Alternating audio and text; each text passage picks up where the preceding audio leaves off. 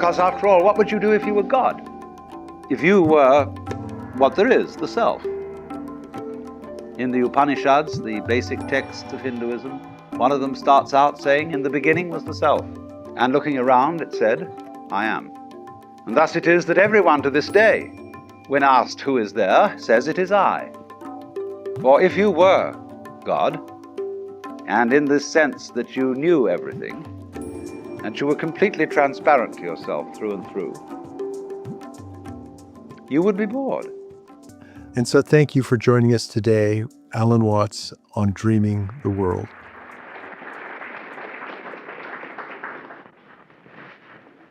After long consideration, I have come to the conclusion that there are 4 fundamental philosophical questions which have been debated for as long as we know anything about intellectual history. The first one is, who started it? The second is, are we going to make it? The third is, where are we going to put it? The fourth is, who's going to clean up? But when you consider all of these together, they prompt a 5th question, which is perhaps more fundamental than all of these. Is it serious? And when we say to the doctor about someone we love who is in some ghastly kind of sickness, doctor, is it serious? That means, is the person in danger of his life? Because it is almost the fundamental supposition of Western thought, at any rate, that life is serious, that we have an obligation to survive, and that there is therefore something shameful about dying. Life, in other words, is not a game. If it is a game, the first rule of this game is that this game is serious. I remember some years ago counseling a woman much older than myself who was afraid of dying. And she wanted to know why she was afraid. She couldn't figure it out. And we had a long discussion, and she was clear that it wasn't the idea of being annihilated, and she'd really outgrown her childhood fears of hell. She wasn't really terrified by the pain of death. But she said, do you know, I finally realize, I think what it is, I'm afraid of what people are going to say.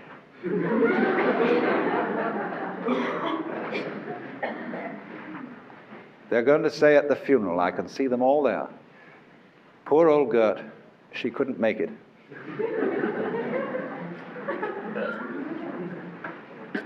Because you see, we all labor under this obligation to live. And this comes from our earliest training in childhood, where we are taught that we must live. And it comes about in very odd ways. We run into a basic confusion about the meaning of the word must. And the confusion is as to whether this word expresses a state of affairs, a condition that is, or whether it's a precept, a commandment. In order to be human, you must have a head. That's obviously not a precept. Nobody ever attempted to have a head. But when a mother says to a child, darling, you must go to sleep, it's for your health, this is taken by the child as a commandment. And so the child tries to go to sleep, which is an infallible method of staying wide awake. So likewise, you must have a bowel movement every morning after breakfast. This too is taken as a commandment, instead of simply a condition of being healthy. The worst one of all is the commandment, you must love me. Not darling, of course, because I say so, but I would only want you to do it if you really want to. Now that is one of the most discombobulating, subversive things that you can ever say to another human being. You must love me. In other words, I command you to do something which will be acceptable only if you do it voluntarily. And so imagine it, how often this happens when one spouse says to the other, darling, do you really love me? What answer are you looking for? I am trying my very best to do so.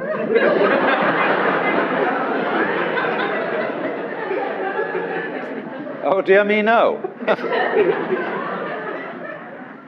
You want the spouse to say, darling, I can't help loving you.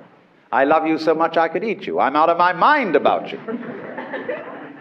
In other words, you want them to express a state of affairs which is, as a matter of fact, anything but voluntary.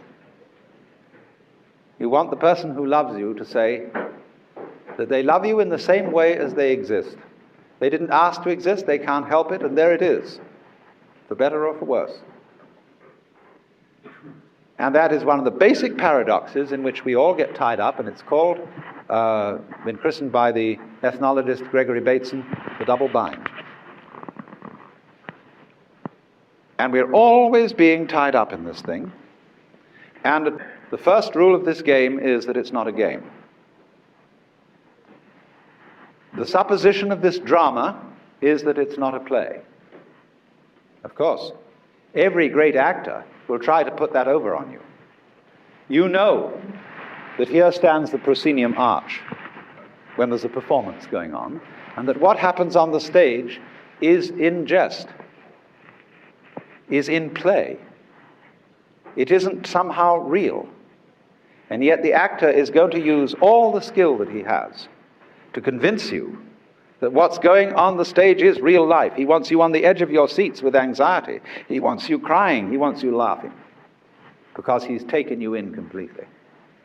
Now, the Hindu theory of the cosmos is precisely this, that the universe is a play, a dramatic act, which they call Leela, whence our word lilt. Leela means play or sport, and the universe is looked upon as the playfulness of the Godhead, who is playing a game of hide and seek with himself. And that every so often he pretends that he's not himself and that he's all of us, not only the human beings, but the animal beings, the angelical beings, the diabolical beings, the vegetable beings, the mineral beings. Every kind of being that there is, he hides from himself in these forms. And then after 4,320,000 years, which is the basic reckoning unit of the ingoings and the outgoings of the cosmic game, the Supreme Self, the witch than which there is no witcher, wakes up and discovers who he is after all. And that's great. What a relief. Because in the end, the thing becomes a nightmare. It becomes a tragedy. And the universe finally blows up in the awful awfuls, just as it does for each of us individually when we die. But there, behind the great show, is the actor. And this idea is, of course, fundamental to all the conventions of the stage, because the whole notion of the stage, of the drama, is that the actor comes out not as himself, but as a persona.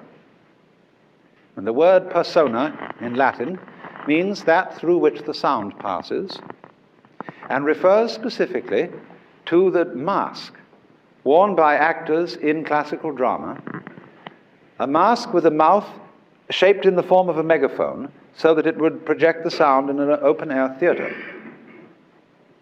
And so, at the beginning of a play, the dramatis personae is the list of masks that are to be worn by the actors. And by a curious inversion of the meaning of words, the word person has come to mean not the mask, But the real thing, Harry Emerson Fosdick wrote a book called How to Be a Real Person. That is in correctly styled, How to Be a Real Fake. In other words, how to be a good actor. But it disquiets us, doesn't it? The idea that the whole world might be a big act. We are also, in social life, a bit disquieted when we get into the company of stage people, people in showbiz, because we are not sure whether in real life they are still acting. Who are you?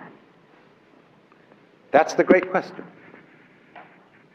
One of the most magnificent Indian sages of modern times, Sri Ramana, always faced people with this question.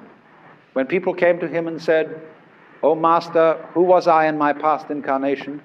Will I be reincarnated again?" etc., etc., he always used to say, "Who is it that asks? Who are you?"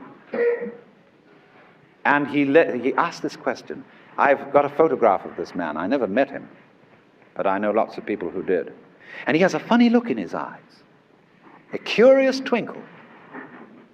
And you can feel those eyes from the very photograph going right through you, not with judgment, not with condemnation, but with a kind of a wicked, humane twinkle. In other words, it says, "Listen, buddy, don't fool me. I know who you are." And you say, "Who, me?" "Why, I'm just little me. I'm not a very important person. I'm just a poor little human, like in Hausmann's verse, I, a stranger and afraid in a world I never made." The teacher looks at you and says, "Old Shiva, don't give me that stuff. I know who you are in your million masks." And you look out and say, "I'm just poor little me." That's the technique, you see, of the awakeners, the people who in the Hindu world are called gurus, the so-called spiritual teachers who kid us out of our egocentricity. Egocentricity being the predicament wherein the universe and all that is beyond the universe identifies itself with a particular role or part that it's playing in the game. Now, in our culture, you just mustn't get mixed up with that kind of thinking. I've been thinking for a long time, what is really taboo in our culture? And in a good many other cultures besides. But it used to be sex. But sex isn't taboo anymore. You can buy books on sex anywhere. Any child can find out all about it. It's the easiest thing in the world.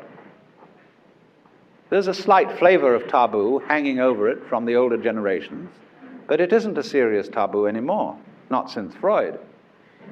You know, there's two ages, BF and AF. And in AF, sex is no longer taboo. What is taboo? There's always something. The real taboo is what the Hindus call, in their immortal phrase, tvam asi, which means that art thou.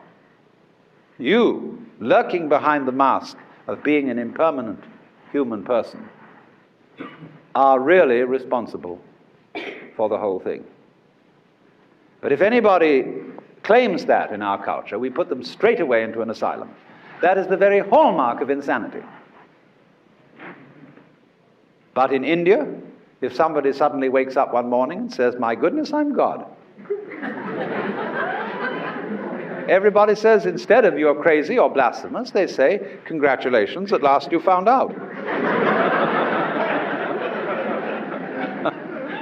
But of course, you see, they have a rather different idea of God from ours.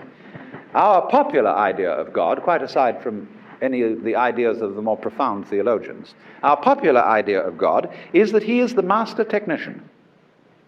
who has created this universe in much the same way that an engineer creates a machine, a carpenter makes a table, or a potter makes a pot. And he knows how he does it. So anybody who says, I'm God, we immediately challenge him with technical questions.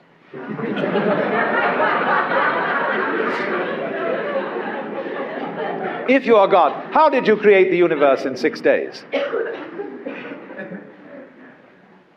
All sorts of questions like that. But you see, the Hindu's God does not need to know in words how he does what he does, in exactly the same way that you don't know how you grow your hair.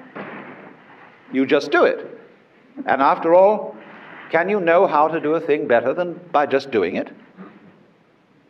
You may have a physiologist's knowledge of how you open and close your hands, but that doesn't enable you to open and close them any better than anyone else. Unless, of course, you've got a wrecked hand and you need a physiologist to put it back in shape. But in the ordinary way of things, you know how to think because you think, but you don't know how you think. You don't understand all the intricacies of the nervous system underlying the process of thought. You just do it. So like the centipede, who can manipulate 100 legs without having to think how to move each one, so the Hindus conceive the Godhead, not as a technician, but as a cosmic centipede, who is wiggling all of us like so many legs. That's why the Hindu gods have many arms. There's one Buddhist divinity with 1,000 arms. And but this thing doesn't have to stop to think how it's done. That would be inefficient, because thinking is a process of concentrating your attention on what is called one thing, that is to say, one think at a time. And that won't do at all for the regulation of complex processes. That's why we're now so fatigued with thinking that we're getting computers to do it for us, because computers can think of ever so many things at once. And that's where they have the advantage of us.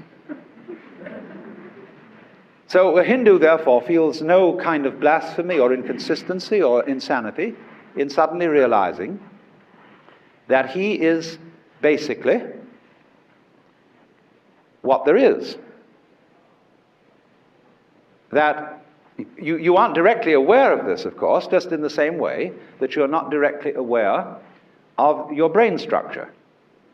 Nor are you aware of the incredibly subtle, interconnected system of relationships, balances, networks, whereby your brain is part and parcel of the whole physical universe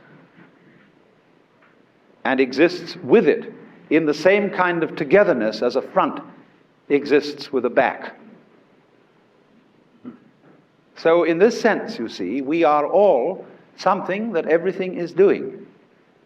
Every wave is the ocean waving, the whole ocean waving, announcing its presence. So in the same way, each one of us is a waving of all that there is, saying, yoo-hoo, here I am. Only, it comes and it goes. All waves come and go. They have their ups and their downs. And we have our ups and our downs. When we're up, then we suddenly see John Doe. When we're down, there's just a corpse. Then whoops, it comes up again as Mary Smith. And whoops, it goes down. And so it goes. Like the sparks in the soot on the back of the fireplace. In and out, in and out, in and out. Everyone different than the one before, and yet somehow the same. Now, as I said, in the Hindu view of the cosmology, this is a drama. And that means its basic spirit is playful. It is a game. But the difficulty that we have in understanding this idea is that we don't distinguish between the many connotations of the word play or game. A lot of people say to me when I produce this idea, do you mean it's only a game? That all this is somehow therefore trivial? And I say no. Look, when you go to listen to a great pianist play the Beethoven sonatas, you are actually going to an entertainment. You pay entertainment tax to get in. But you wouldn't say, would you, that this was mere entertainment? There is something about music which is beautifully illustrative of the point that I'm making. Because music is sheer and total play. The highest music that both West and East have produced has no meaning beyond itself. That is to say, Mozart sonatas do not imitate the sound of charging horses, tinkling brooks, or screeching factories. They convey no social message. They are pure delight in complex orders of sound, almost mathematical. And you see, music is purposeless in the sense that it has no direction. It is not designed to arrive somewhere. I mean, if the point of music or of any musical composition were to arrive, that is to say, to reach the finale, the best conductors would be those who got there the fastest. And in the same way with the dance. The dance is a high and lofty art. It is not mere entertainment. But when we dance, we do not dance with the object of reaching a particular position on the floor. You see, we could go straight there and cut out the dance. In music and in dancing, the point of it is always the going along of it in a kind of continuing present. Now, what about the world? Let's take a look at nature. Is this a musical thing, or is it a compulsively purposive thing? Look around at the creatures. The vast variety of insects, the amazing multiplicity of plant forms, of bacteria. Look at the stars, the nebulae at night. This tremendous prodigality, this profusion of energy. If we ask the question, what is it all for? I think this is the wrong question. It sort of doesn't need that question. It answers itself. Just as when you listen to music, you don't ask, do you, what does this mean? You just dig the sound. You swing with it. And so in exactly the same way, the world may be seen in all the multiplicity of its creatures as fabulous. G.K. Chesterton once made a very profound remark when he said it's one thing to wonder at a fabulous creature like a gorgon or griffin that doesn't exist, but it is of a much higher order to wonder at a rhinoceros, a creature that does exist and looks as if it doesn't.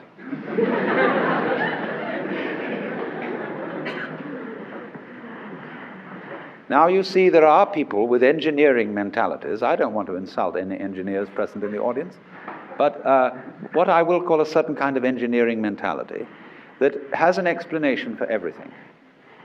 Namely, that butterflies have those big eyes on their wings as a kind of survival dodge, that chameleons change color in order to affect something or other. Or they have another way round of putting this same point, which is that because certain butterflies had eyes on their wings, they frightened the birds more than other kinds of butterflies and therefore survived. Everything, in other words, is nature is approached from the standpoint of an efficiency expert. And the idea is that there is an instinct to survive. This is the same old compulsion I was talking about. You must go on surviving. But actually,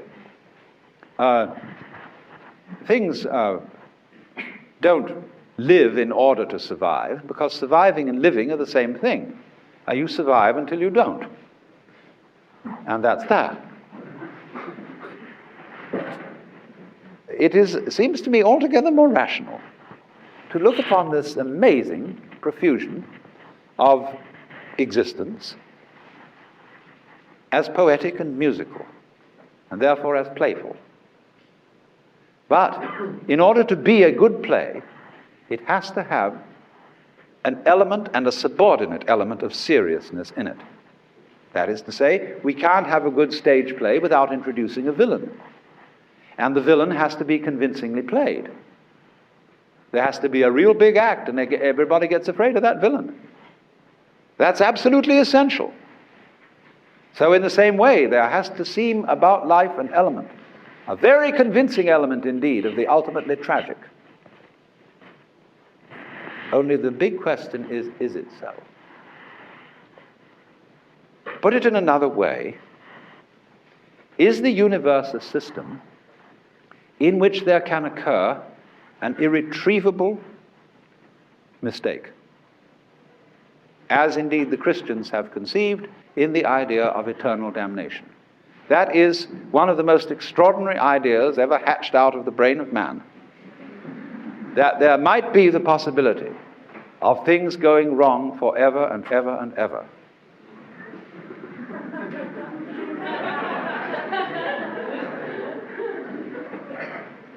Well, the Hindus, of course, when they look at that idea and realize that the Christians hatched up this ghastly possibility to scare themselves with, they rather applaud. They say, they see that a Christian soul in peril of everlasting damnation is actually the Supreme Lord playing this part.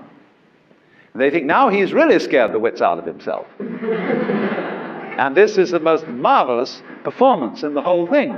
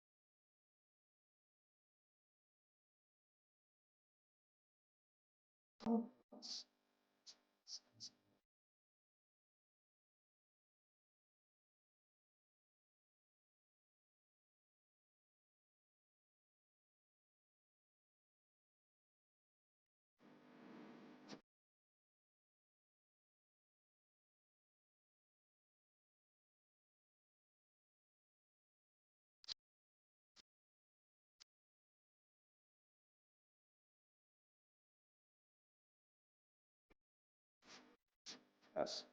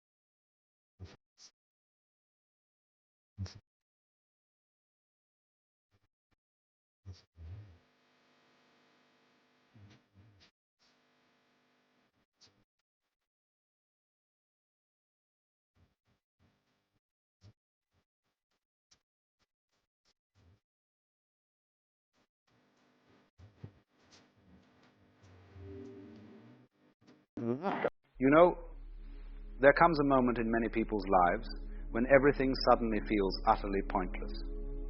The job that once seemed important now feels like a meaningless charade. The relationships that once brought joy now feel like empty performances. The goals you were chasing now seem arbitrary and hollow. And you look at your life and think, what's the point of any of this? Why am I doing what I'm doing? What does any of it matter? This is not depression, necessarily, though it might look like it from the outside. This is something much more interesting. This is what happens when you wake up from the collective dream, when you start to see through the game that everyone is playing, when the meaning that you borrowed from society begins to dissolve, and you're left facing the raw question, what is the point? Now, most people respond to this feeling in one of two ways, and both are problematic. The first response is panic. They feel the pointlessness and immediately try to run from it, to distract themselves, to create new meanings, new goals, new purposes. They throw themselves into work, into relationships, into causes, into addictions, anything to avoid sitting with that uncomfortable feeling that nothing matters. The second response is resignation. They accept the pointlessness as a final truth and sink into a kind of nihilistic despair. If nothing matters, why do anything? Why get out of bed? Why engage with life at all? They become paralyzed by the very insight that could have freed them. But I want to suggest a third response, a response that's actually quite revolutionary. What if the feeling that everything is pointless is not a problem to be solved, but a doorway to be walked through? What if it's not the end of meaning, but the beginning of a much deeper kind of meaning? Let me explain what I mean. When you feel that everything is pointless, what you're really recognizing is that all the meanings you've been living by are invented. They're made up. They're stories that human beings have told themselves to make sense of existence. And there's nothing wrong with stories, but when you realize that they're just stories, that there's no cosmic necessity to any of them, something very important has happened. You've seen through the game. You've recognized that meaning is not found, it's created. And once you see this, you can never go back to the innocent belief that your job or your relationship or your cause has some inherent, absolute meaning. The spell is broken. And this feels pointless at first because you've lost the meanings you were borrowing from outside yourself. Society told you that success matters, that family matters, that progress matters, that leaving a legacy matters. And you believed it. You made these borrowed meanings your own and built your life around them. But now you've seen that these are just agreements. just collective stories that we've decided to take seriously. And once you see the arbitrary nature of these meanings, they lose their power over you. And yes, this creates a void, a sense of pointlessness. But this void is not the end, it's the beginning. You see, as long as you're living according to borrowed meanings, you're not really free. You're like an actor who's so identified with their role that they've forgotten their acting. You take the script seriously because you think it's real, because you think it matters in some absolute sense. But when you realize it's just a script, just a story, you're suddenly free to play the role differently, or to choose a different role entirely, or to write your own script. The feeling of pointlessness is the recognition of your freedom. It's the moment when you realize that you don't have to live according to anyone else's definitions of what matters. You're free to decide for yourself what's meaningful, what's worth doing, how you want to spend your brief time in this strange existence. But here's where most people make a mistake. They think that because nothing has inherent meaning, they now need to create meaning, to impose meaning on a meaningless universe. And so they go searching for their purpose, their passion, their mission. They think they need to figure out what their life is supposed to be about and then dedicate themselves to it. But this is just another trap. This is taking the feeling of pointlessness and trying to cover it up with a new story, a new meaning, a self-created purpose. And while this might work for a while, it's ultimately just another game, just another way of avoiding the deeper truth. The deeper truth is this: life doesn't need a point. Existence doesn't require justification. You don't need a reason to be here or a purpose to fulfill. The question, what's the point, is itself based on a misunderstanding, on the assumption that there should be a point, that meaning is something life owes you. But what if life is not a journey towards some goal, not a problem to be solved, not a story that needs a satisfying conclusion? What if life is more like music or dance? You don't listen to a symphony in order to reach the end. You don't dance in order to arrive somewhere. The point of music is the music itself. The point of dancing is the dancing itself. It's not going somewhere. It's already here, fully present in each moment. In the same way, the point of life is simply living, simply being, simply the experience of existence itself. Not for anything, not toward anything, but as an end in itself. This very moment, exactly as it is the point. This breath, this sensation, this thought, this feeling, this is it. There's nothing else you need to get to, nothing else you need to achieve, no higher meaning you need to discover. When you really understand this, when you truly see that life doesn't need justification, something remarkable happens. The feeling of pointlessness transforms into something else entirely. It becomes a kind of lightness, a freedom, a playfulness. If there's no ultimate point, if there's no cosmic significance to anything you do, then you're free to simply enjoy the process of living without the burden of having to make it mean something. You can work at your job without needing it to be your calling. You can love someone without needing them to complete you. You can pursue goals without needing to achieve them. You can create things without needing them to be important. You can play the game of life with full intensity while knowing it's just a game. This is what I mean when I say the feeling of pointlessness is a doorway. It's the doorway out of seriousness, out of the heavy burden of trying to make your life matter, out of the exhausting project of creating meaning. On the other side of that doorway is a kind of freedom that most people never experience. The freedom to live without needing life to be anything other than what it is. Now, this doesn't mean you become passive or apathetic. Quite the opposite. When you're no longer burdened by the need to make everything meaningful, you're actually more free to engage fully with life. You can throw yourself into activities with complete abandon, not because they matter in some ultimate sense, but simply because they're what's happening, because they're the form that life is taking in this moment. Think about a child playing. The child isn't worried about the meaning of the game. The child isn't asking, what's the point of playing? The child is simply absorbed in the playing itself, fully present, fully engaged.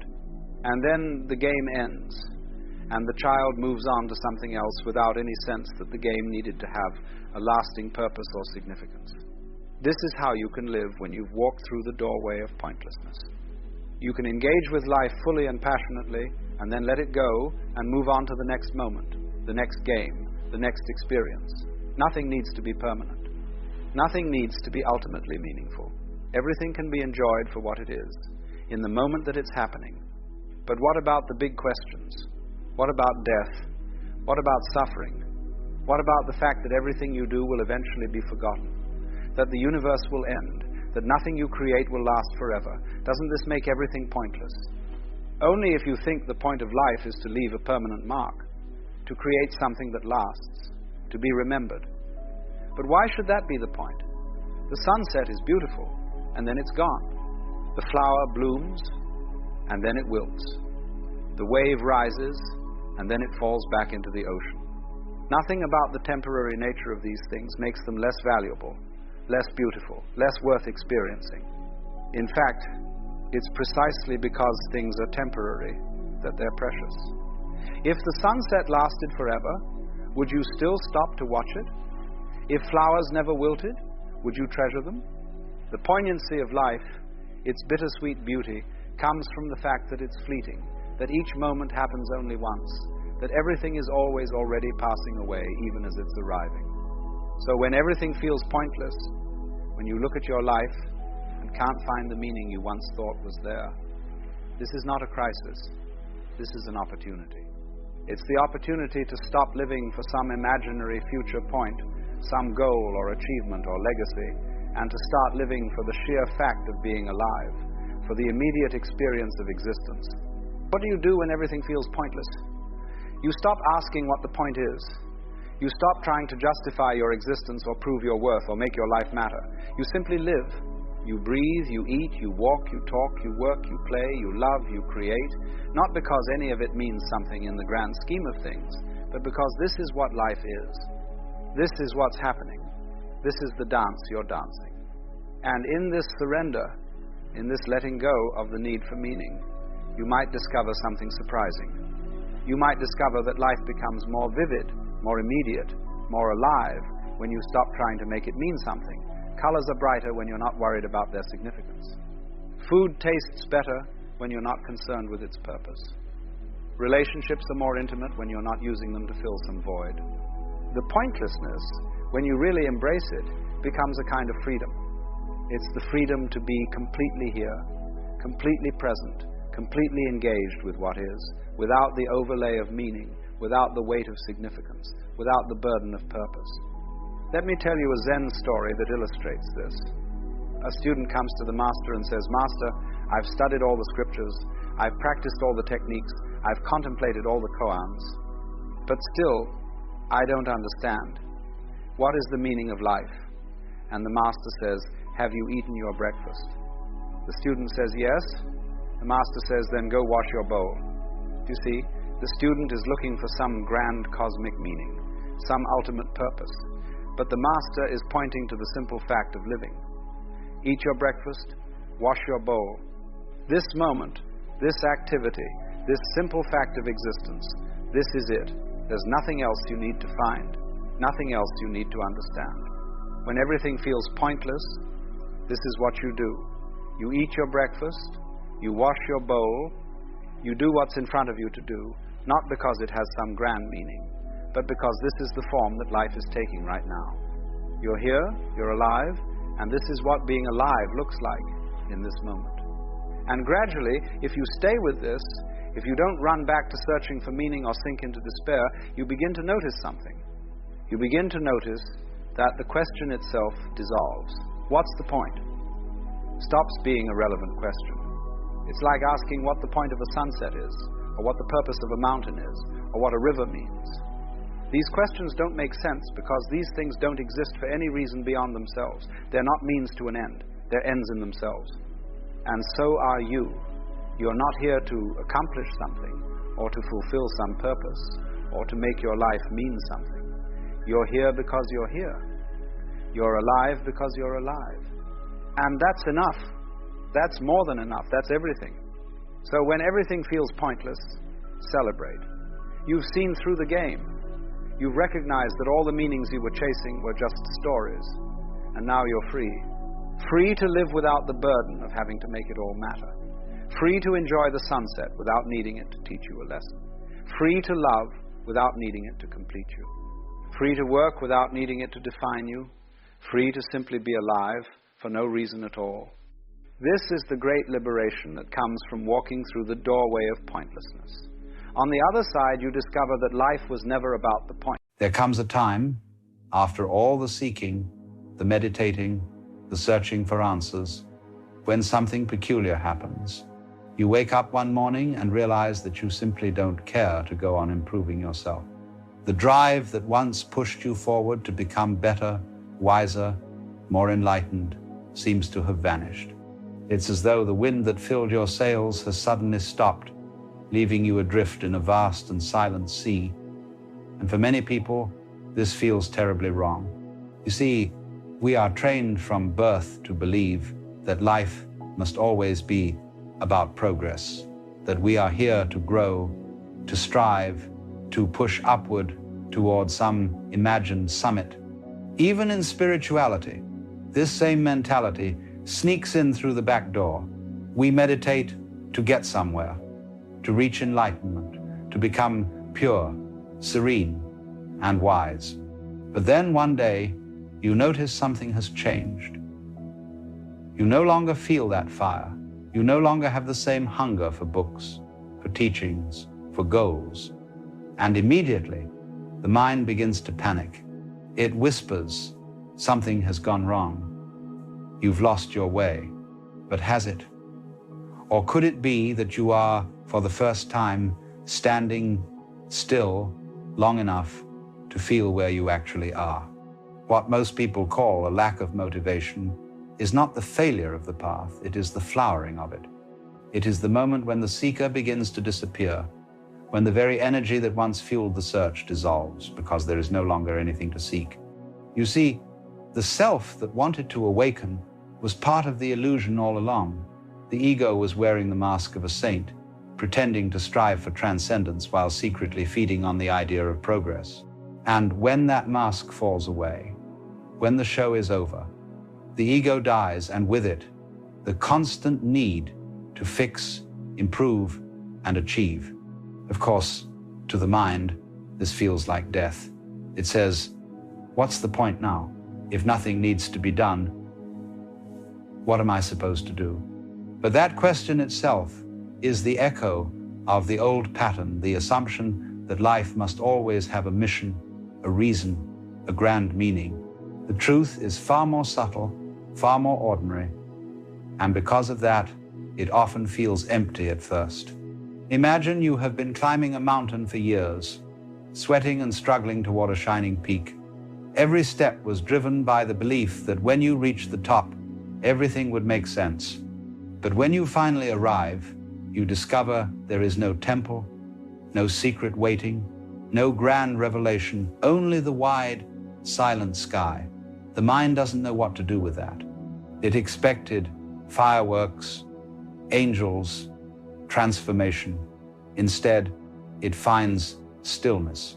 And so people come down from the mountain thinking something went wrong. I lost my motivation, they say. But what they've really lost is their illusion. They've discovered that all along, the journey was not about arriving anywhere, but about seeing through the need to arrive. This is why, after awakening, many people feel detached from ordinary life. The games they used to play, success, improvement, ambition, no longer hold the same charm. The taste has gone out of it. They find themselves watching the world continue its restless movement and wonder, why doesn't it feel real anymore? But this detachment is not apathy, it is clarity. You are seeing through the play, not rejecting it.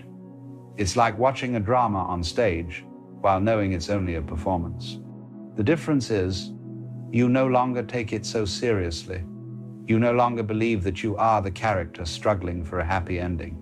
And yet, this clarity can be disorienting. The ego thrived on purpose, on doing, on effort. Without those, it feels useless, naked. It begins to whisper, you've lost your spark. You're becoming lazy. But what is laziness? It is a word we use to condemn stillness. We have been so deeply conditioned to equate motion with meaning that we cannot imagine that doing nothing could be intelligent. Consider nature. The tree does not strain to grow, it unfolds.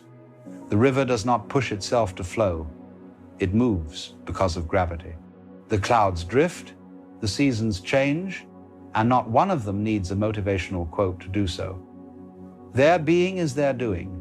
They do not divide the world into progress and stagnation. They simply are, and that is enough.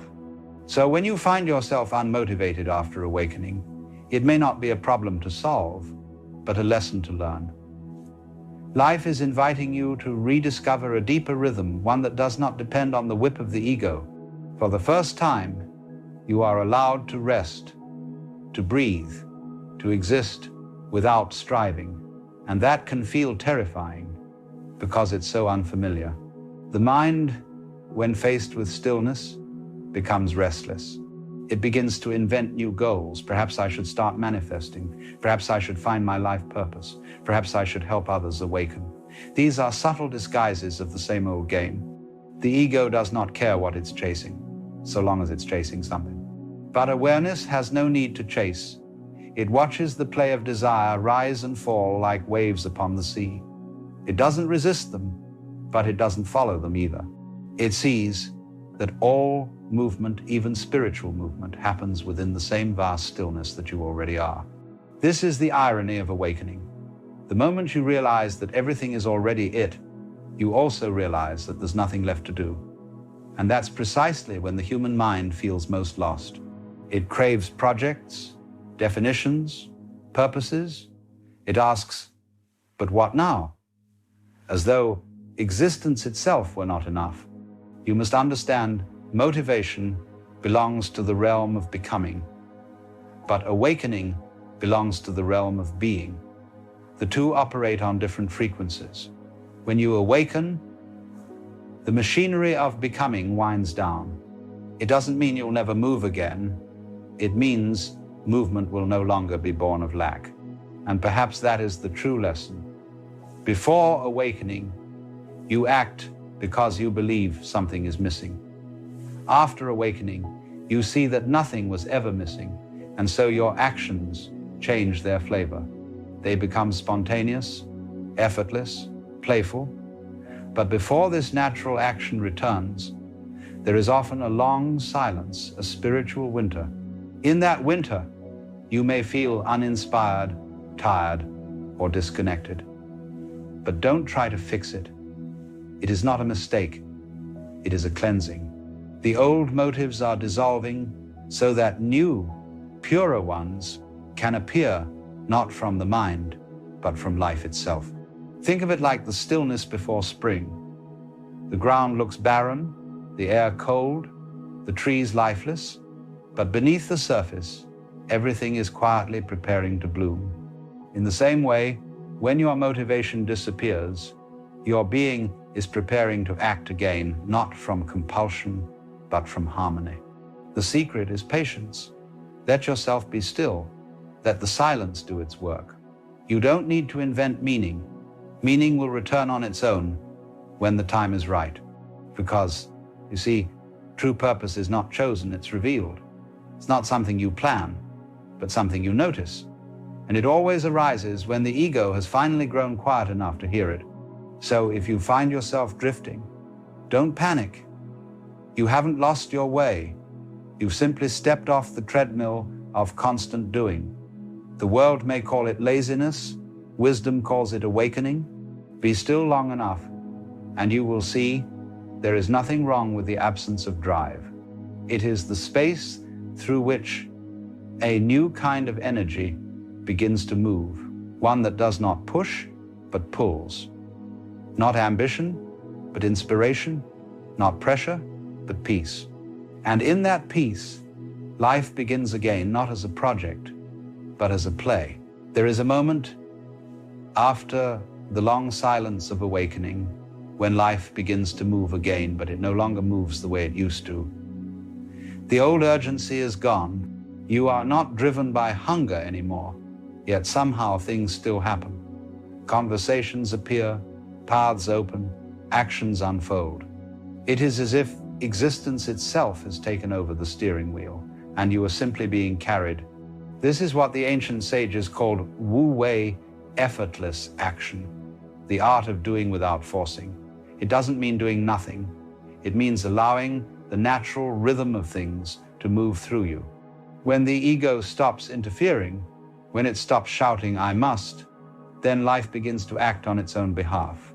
You may notice that you start to do things not because you should, but because they simply feel appropriate in the moment. There is no debate, no inner argument. The same way a bird doesn't plan to sing and yet sings, you find yourself speaking, creating, walking, helping, without any agenda behind it. Action becomes spontaneous, graceful, almost playful. At first, this can feel strange. We have spent so many years measuring worth by productivity that spontaneous action seems irresponsible. But in truth, the most natural work is done by those who have nothing to prove. When you are no longer seeking meaning, your every movement begins to express it. Think of the musician who stops performing to impress the crowd and instead plays for the sheer joy of sound. The melody that emerges from that state carries a depth no effort can produce. That is the same energy that returns after awakening, not ambition, but participation. You see, the problem with motivation, as the world understands it, is that it is always conditional. I must act in order to become. I must improve in order to deserve. But existence doesn't demand this bargain. The tree does not grow in order to earn sunlight. It grows because it is sunlight made visible. In the same way, when the illusion of separation fades, action becomes the natural radiance of being. When you realize this, life begins to flow again. Not because you make it flow, but because you stop standing in the way. You discover that inspiration arises like breathing, effortless, cyclical, renewing itself moment after moment. Yet even here, the mind sometimes returns with questions. If all is effortless, what about responsibility? What about discipline, goals? The world that still needs building.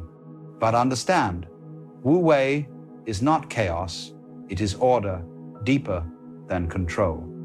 It is the rhythm that runs beneath both rest and movement. The river does not need discipline to find the sea. Its path is shaped by the very landscape it flows through. Your life is the same.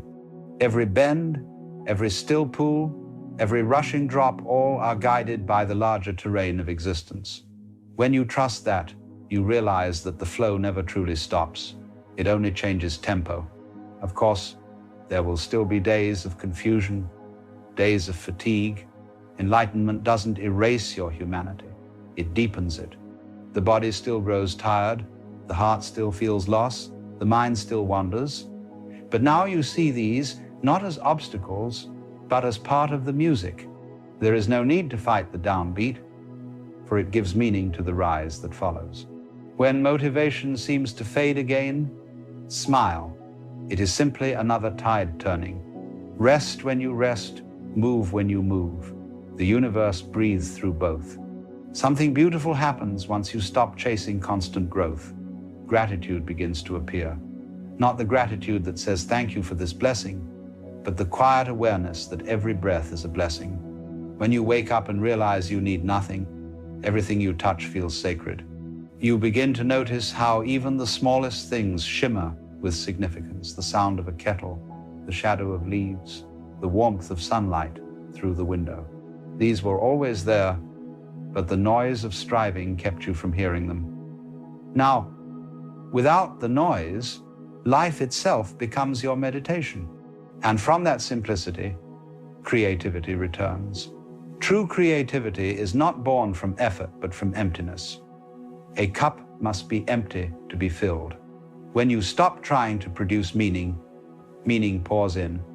You might paint again, write again, work again, but the energy behind it has changed. It is no longer a performance. It is communion. This is why great art, great love, and great wisdom all arise from surrender. They come from those who have ceased demanding that life makes sense. For when you stop forcing it to be extraordinary, it reveals that it always was. So, you see, motivation after awakening doesn't vanish forever. It transforms. It shifts from personal will to universal will, from I must to it moves. You become the instrument through which life plays its tune. Some days it's gentle, some days wild, but every note belongs. If you watch carefully, you will notice that everything around you already lives this way. The stars do not compete for brightness, each shines where it is. The waves do not envy the tide, each rises and falls in perfect timing. Even the silence between sounds is part of the song. To live like this is not to escape the world, but to see it clearly for the first time. You don't retreat from life, you melt into it. Work still happens, relationships still form, choices still appear, but they are lighter now, more fluid, less desperate. The strain is gone, and with that strain gone, a different kind of joy arises, not the explosive joy of victory, but the quiet joy of belonging. You realize you never had to conquer the world to find peace. You only had to stop fighting with it. In the end, what you called losing motivation was simply life changing its direction within you. You had been moving against the current for so long that when it finally turned you around, you mistook the ease for failure. But the current knows where it's going. It always has. So when you feel empty, remember, emptiness is not absence. It is space for new life to flow through. When you no longer rush to fill it, that is when the real work begins, the work that is done effortlessly, silently, perfectly. And one day, without planning it, you will notice yourself moving again, not because you decided to, but because the moment called for it. A friend will ask for help, a project will appear, a spark will rise. You will respond naturally, joyfully, without question. That is motivation after awakening, action born from stillness, movement rooted in peace. The paradox of it all is this: when you no longer need a reason to live, life gives you 1,000 of them. When you stop searching for purpose, purpose reveals itself in every gesture, every breath, every sunrise. So do not be troubled if your fire seems dim. The flame has not died, it has become light. And that light needs no fuel, it shines by its own nature. Rest in that knowing, act when it moves you. Trust that the same intelligence that turns the stars and blooms the flowers is guiding you now. You have not fallen off the path. You have simply arrived where the path was always leading, here in this unhurried now. It's a curious thing about human beings. We keep trying to explain ourselves to those who have no intention of understanding. Not because they don't want to hear us, but because they can't. They're watching a different movie altogether. And here you are, standing outside the theater, trying to explain the plot of your film to someone who's still convinced they're watching theirs. It's exhausting, isn't it? This constant need to justify, to clarify, to make people understand. But what if I told you that the very act of explaining yourself to certain people is like trying to describe color to someone who's determined to see only in black and white? We've been taught that communication is the answer to everything, that if we could just find the right words, the perfect explanation, then surely people would understand. But the truth is far more interesting than that.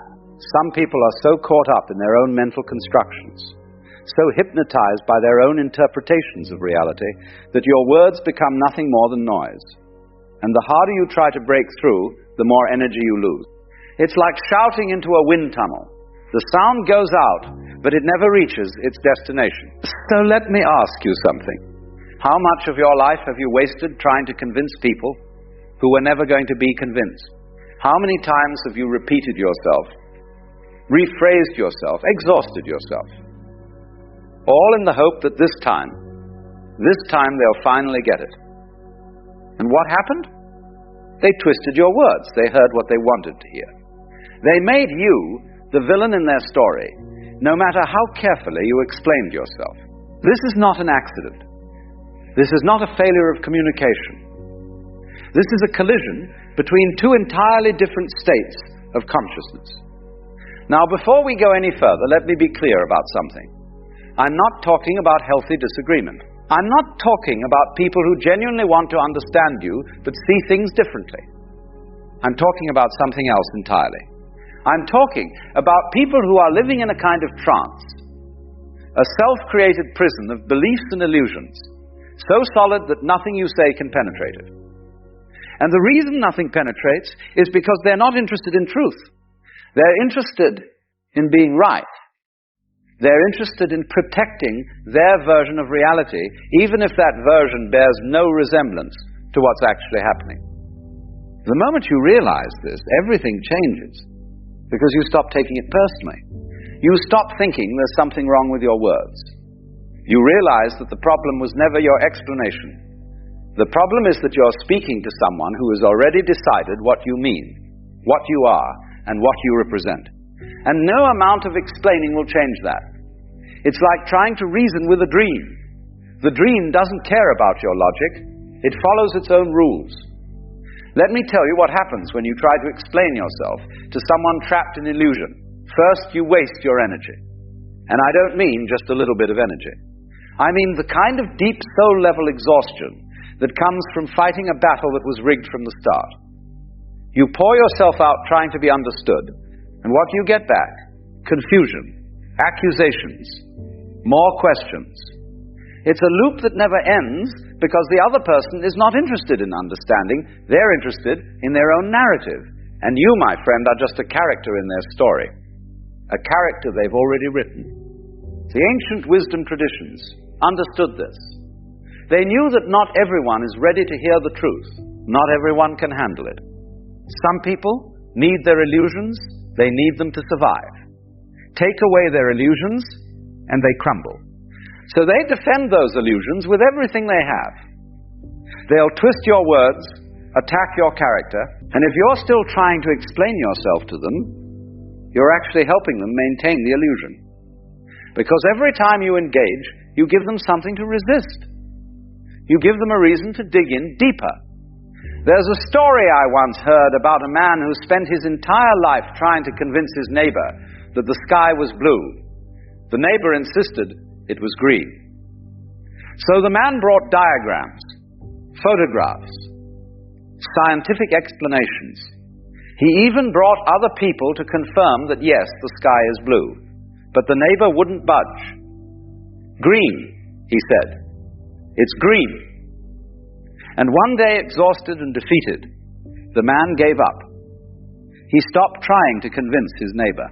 He stopped talking about the sky altogether. And you know what happened? The neighbor became furious. Because without the argument, without the conflict, the neighbor had to face something terrifying, the possibility that he might be wrong.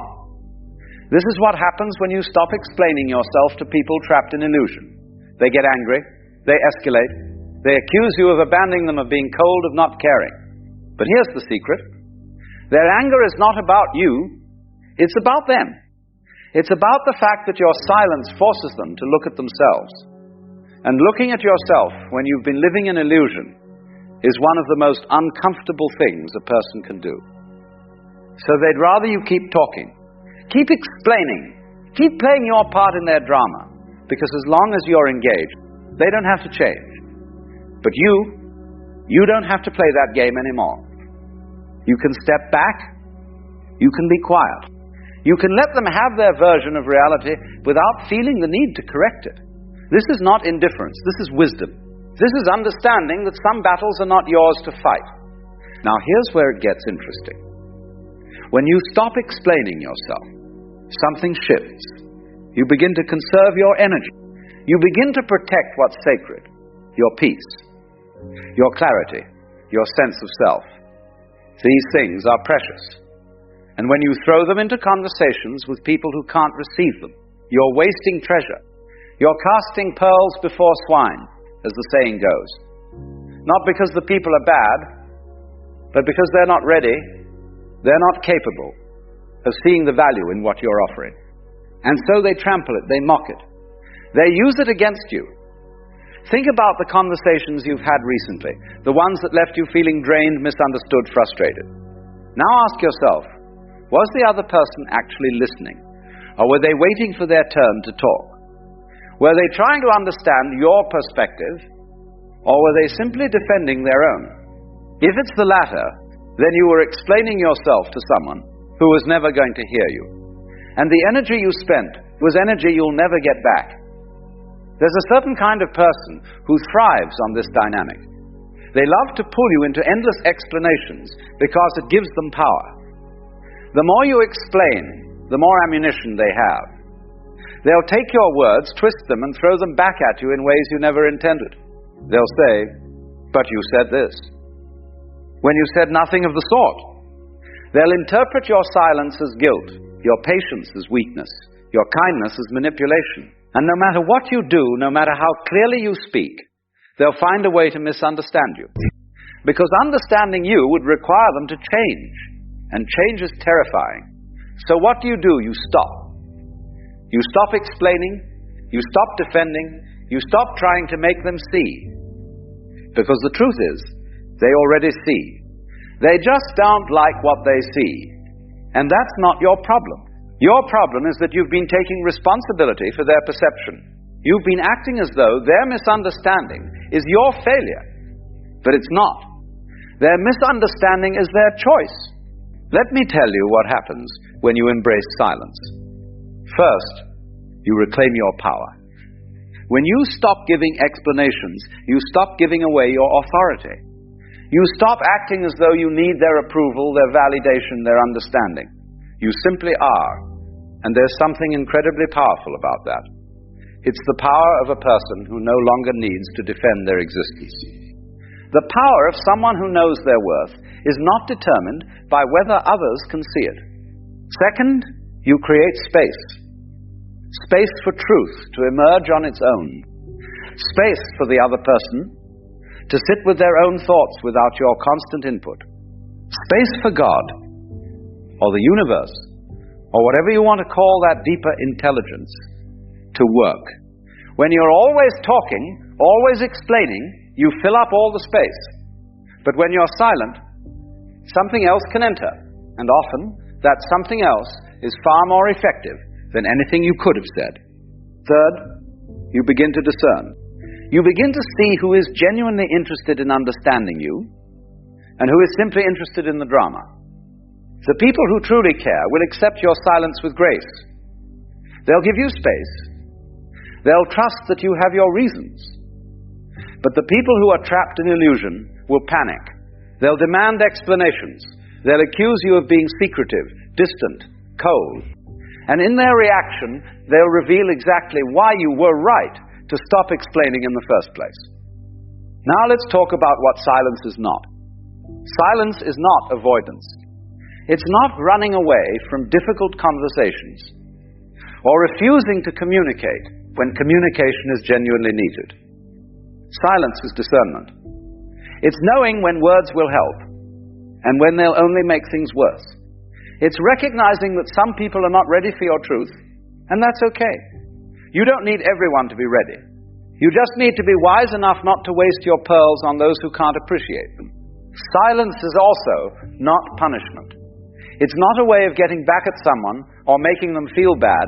It's simply a boundary, a way of saying, I will not participate in this particular dance anymore. Because the dance of endless explanation is exhausting. It keeps you small. It keeps you stuck. And it keeps the other person stuck too, because they never have to face their own illusions, as long as you're there to argue with them. Here's the thing about illusion. It's comfortable.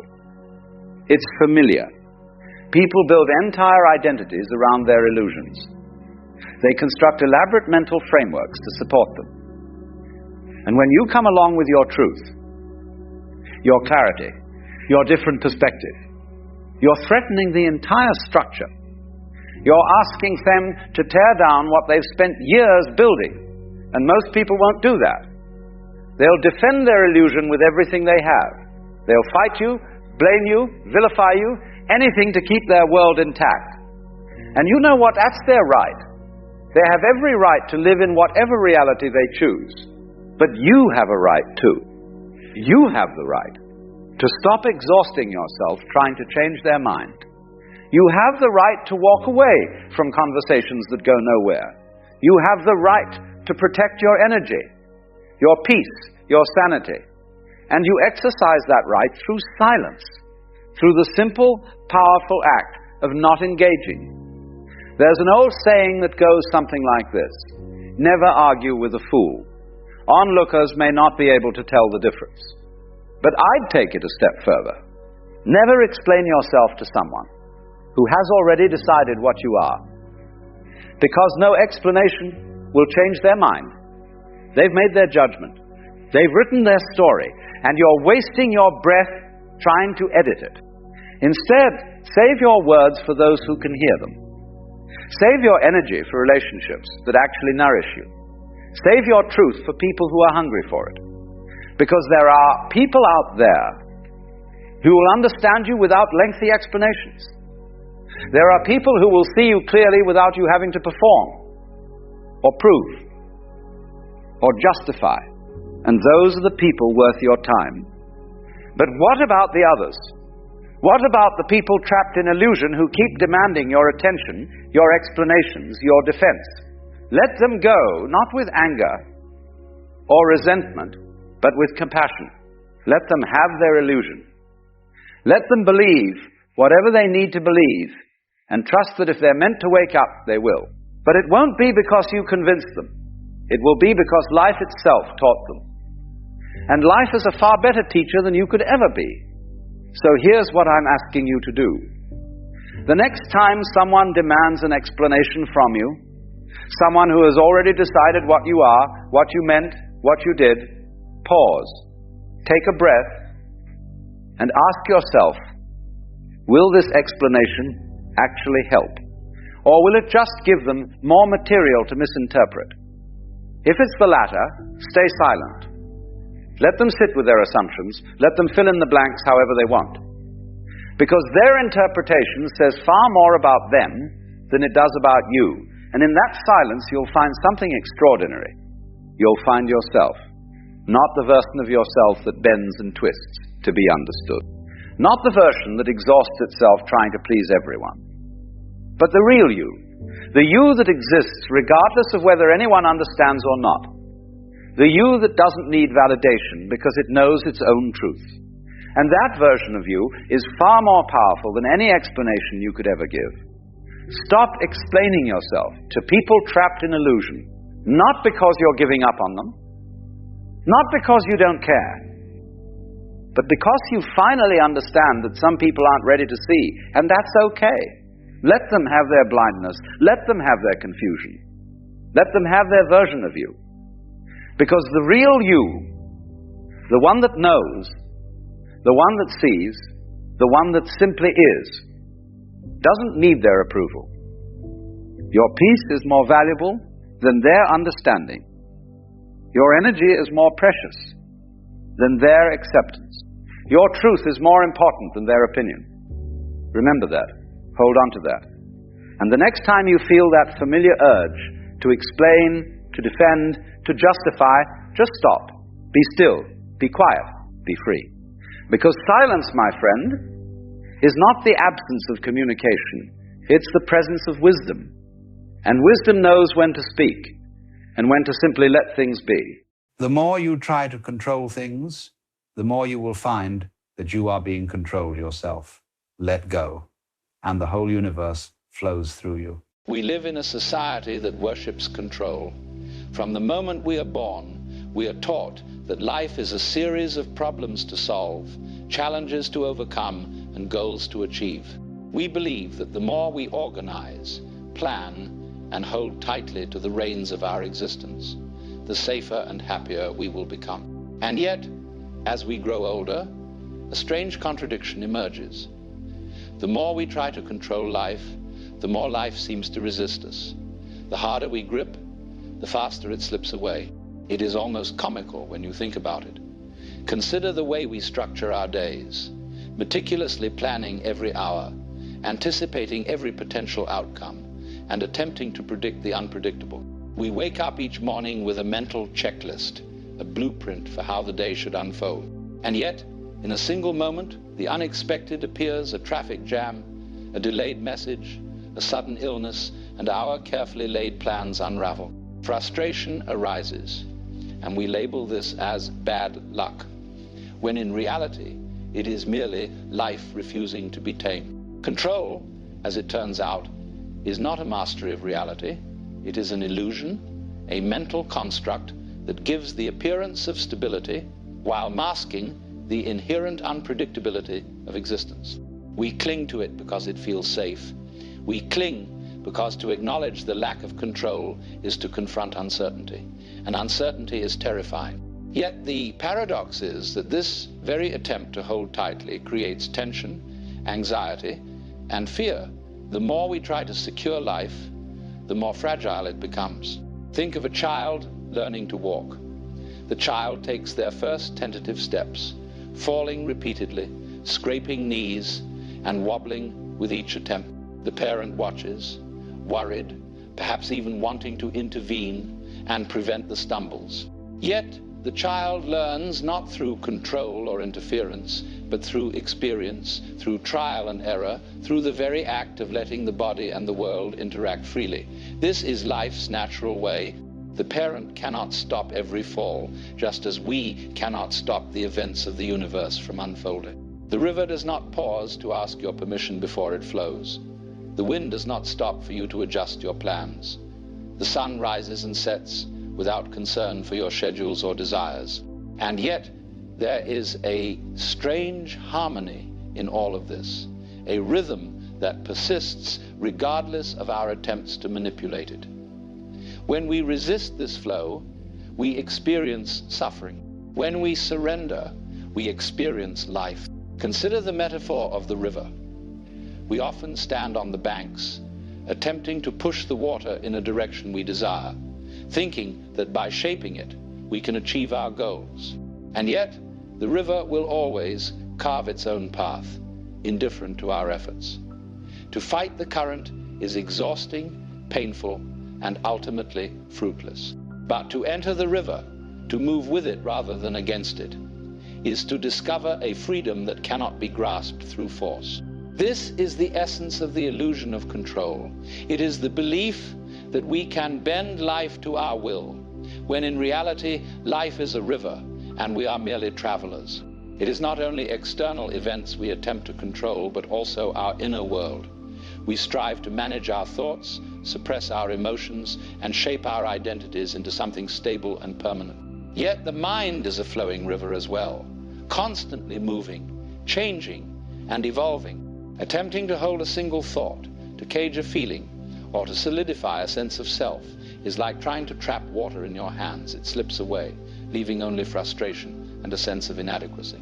We must recognize that control is often a response to fear. We fear the unknown, the unpredictable, the unplanned. We fear that if we let go, we will lose ourselves, we will be swept away, we will fall into chaos. But the truth is that life is chaotic anyway. To cling is to resist the inevitable. To release is to embrace reality. There is a liberation in understanding that the need for control is optional, that it is a habit of the mind, not a requirement of existence. Let us consider the human desire for security. We work tirelessly to secure jobs, relationships, wealth, and possessions, believing that these external anchors will protect us from uncertainty. And yet, no matter how much we accumulate, the impermanence of life remains. Jobs end, relationships change, wealth can vanish, and bodies age. Security, when it is external, is always provisional. True stability is found not in controlling life, but in understanding its nature and participating fully in its flow. History is filled with examples of people who sought total control only to discover its futility.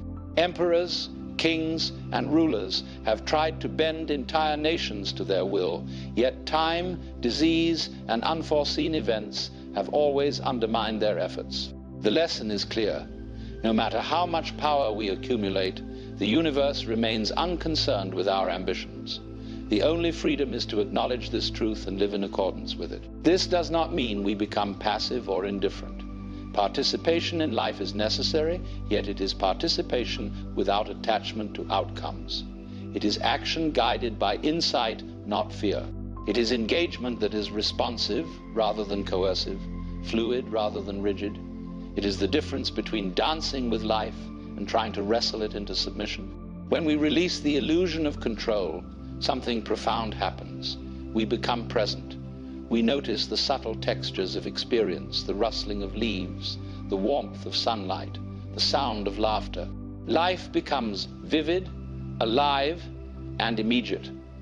We discover that the need to control often distracts us from the very experiences we seek to secure. By letting go, we are no longer trapped in anxiety about the future or regret over the past. We are free to encounter the world as it is, in all its beauty and unpredictability. And so, the first step toward freedom is awareness. Recognize the illusions you hold, the attempts at control that bind you, the fears that drive your grip. Observe them without judgment. Understand that these impulses are natural yet not necessary. Begin to loosen your hold, even in small ways. Let a conversation unfold without planning every word. Let a day pass without trying to predict every outcome. Let yourself feel fully without attempting to shape or suppress what arises. The journey is gradual. Letting go is not a single act but a continuous practice, a dance between effort and surrender. Each moment offers a chance to release a little more, to trust a little more, to participate more fully in the flow of life. The illusion of control begins to dissolve, replaced by a quiet, steady presence. And in that presence, a freedom emerges, a freedom that cannot be given, taken, or lost, because it was never bound in the first place. To understand why letting go feels right, we must first understand what it means to let go. Letting go is often misunderstood as giving up, as surrendering in defeat, as stepping away from life. But in truth, letting go is the acknowledgement of reality. It is the recognition that life is not a problem to solve, but a mystery to be experienced. It is the act of opening our hands, not to relinquish life, but to allow life to flow through us, unimpeded and unshaped by fear. Imagine standing in a forest. The trees rise high, each one unique, bending in the wind without resistance. The birds sing without rehearsal. The stream moves without effort. You cannot command these things, and yet they exist in harmony. The forest does not try to control itself. It's simply island. In observing this, something awakens within you. You sense the ease, the rhythm, the natural order of things. And you begin to understand that the act of controlling is not necessary for existence. It is participation, awareness, and presence that matter. Letting go is not about abandoning responsibility. It is about releasing the belief that we can enforce outcomes or cling to permanence. It is the difference between holding life like a fist and holding it like a hand open to the sky. The open hand does not resist. It does not suffocate. It allows, it receives, it participates. When we practice this in our daily lives, we find that life no longer feels like a battle, but like a dance. Each movement, whether expected or unforeseen, is part of the rhythm. Consider our emotions. We often try to control feelings, to suppress anger, sadness, or fear, believing that these states are dangerous or undesirable.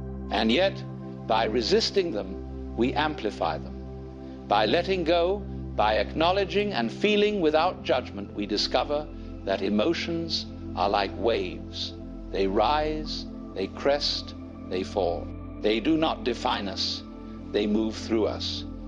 Letting go in this context means allowing the wave to pass rather than clinging to it or trying to stop it. In relationships, letting go means allowing others to be themselves without attempting to mold them into our expectations. It means loving without possession, listening without trying to fix, and participating without attachment. The freedom that arises from this openness is profound. Relationships transform from battles of control into spaces of genuine connection, understanding, and mutual respect. The world often tempts us to control, to predict, to plan. Yet the universe operates according to principles far greater than our design. Storms will arrive, paths will change, and life will surprise us in ways we cannot anticipate. Letting go does not mean ignoring these events. It means meeting them with a mind unbound by fear, with a heart open to possibility. It is the conscious decision to engage fully while acknowledging the limits of our power. Why does letting go feel right? Because it aligns us with the natural order. When we stop fighting against what is, tension dissipates. The mind relaxes, the heart opens, and we experience a sense of spaciousness. There is a subtle joy in this surrender, a quiet delight that arises from the recognition that we are not in charge, and that this is not only acceptable but beautiful. Imagine a bird learning to fly. It does not cling to the branch forever. At some point, it must leap, trusting its wings, trusting the air, trusting the process. Life, in this sense, is always asking us to take flight, to let go of the false safety of control, and to trust the journey. When we leap, we discover that the world supports us in ways we could not have imagined. We are carried, held, and guided by the flow of existence. Letting go also reveals the richness of the present moment. When we are no longer preoccupied with controlling the future or clinging to the past, we notice the subtleties of life, the laughter of a friend, the warmth of sunlight, the quiet rhythm of our own breath. Life, in all its simplicity and complexity, is fully present. And in being fully present, we discover a profound contentment that no amount of control can provide. The practice of letting go is continuous. It requires awareness, courage, and patience. Each day, we are presented with opportunities to release small grips, to loosen our hold, to trust more deeply. Over time, these small acts accumulate, transforming our experience of life. The illusion of control fades, replaced by a steady, gentle confidence in the flow of existence. In letting go, we find that life itself is enough. We do not need to manipulate, to engineer, or to dominate. The world is alive, vibrant, and unfolding in its own way. By surrendering the need to control, we participate in a dance far greater than ourselves. We discover freedom, joy, and an effortless presence that cannot be manufactured, only realized. So release. Release with trust, release with curiosity, release with love. Allow life to move through you, shaping and guiding you in ways your mind could never anticipate. In this letting go, you will find that you are not losing anything, you are gaining everything. A life lived fully, freely, and beautifully. You see, living merely to await a brilliant tomorrow is the most refined way to steal one's own life. Imagine you're walking up an endless staircase. In Latin, gradius means step, and we call the years of schooling grade 1, grade 2, grade 3, then graduation, gradus, gradus, gradus. You climb and climb, as if each step were a promise of something greater. Finally, when you stand at the very top, perhaps as the chairman of a massive corporation, you suddenly feel a strange emptiness. You've conquered everything, but now what? There are no more steps to climb, and since you were never taught how to pause, to breathe, to feel this moment, you become lost in your own victory. Our education system, with all its seriousness and structure, never guides you on how to exist right in the breath of the present. It only trains you to postpone joy, to push everything into a vague future. Then one day, when you're exhausted from all those gradus, an insurance agent knocks on the door and whispers, "I have the perfect thing for you, a retirement plan. Just be patient until you're 65, when you leave the work grind, and you'll truly live, truly enjoy." Enjoy what? Exactly. With prostate pains, hormonal changes, dentures, and all the annoyances of old age. That's an empty promise, a way to extend the deferral of life. The art of living in the eternal moment, what people call now, is never taught in classrooms. Why? Because it's seen as irresponsible, lazy, lacking ambition. But listen, enjoying life isn't a luxury. It's the most basic human duty. If you don't learn how to do it, you'll become a burden to yourself and the world around you. You'll grow aggressive, seek to seize, manipulate others, turn into a power-mad tyrant, all because you haven't grasped the simple, cheap secret of being fully present in this second. In truth, sustaining a human life doesn't require that much energy. Think about it. How much food is enough? What do you wear to cover and warm yourself? How much space do you need to dwell? It all boils down to needs so basic, they're almost simplistic. And that simplicity opens the door to savoring the most refined things. Watching a raindrop slide down the window pane, feeling how it curves, how light refracts, how it merges with the world outside. That's a free performance, a masterpiece of the universe.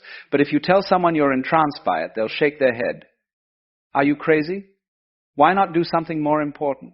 More important here means what? It means causing disruption, intervening, progressing. We're indoctrinated with the idea that a person's value lies in changing the world, in pushing everything forward. We confuse natural growth, like trees growing, with progress as defined by humans. Without a grand project, without bustling activity, without future goals, you're labeled lazy, useless. But those who don't chase the future say, you're the crazy ones. You work to accumulate for a tomorrow that never comes, while we live fully today. Look at how a traditional Chinese person works. He labors just enough to have money, then stops, goes to a tea house, gambles a bit, smokes a pipe, or simply wanders admiring the scenery. We call that irresponsible, not maintaining the world properly. But perhaps that way of living is the true maintenance. Perhaps we, with our Protestant work ethic of ceaseless labor, with the belief that everything must be controlled, must progress, are the ones destroying the planet.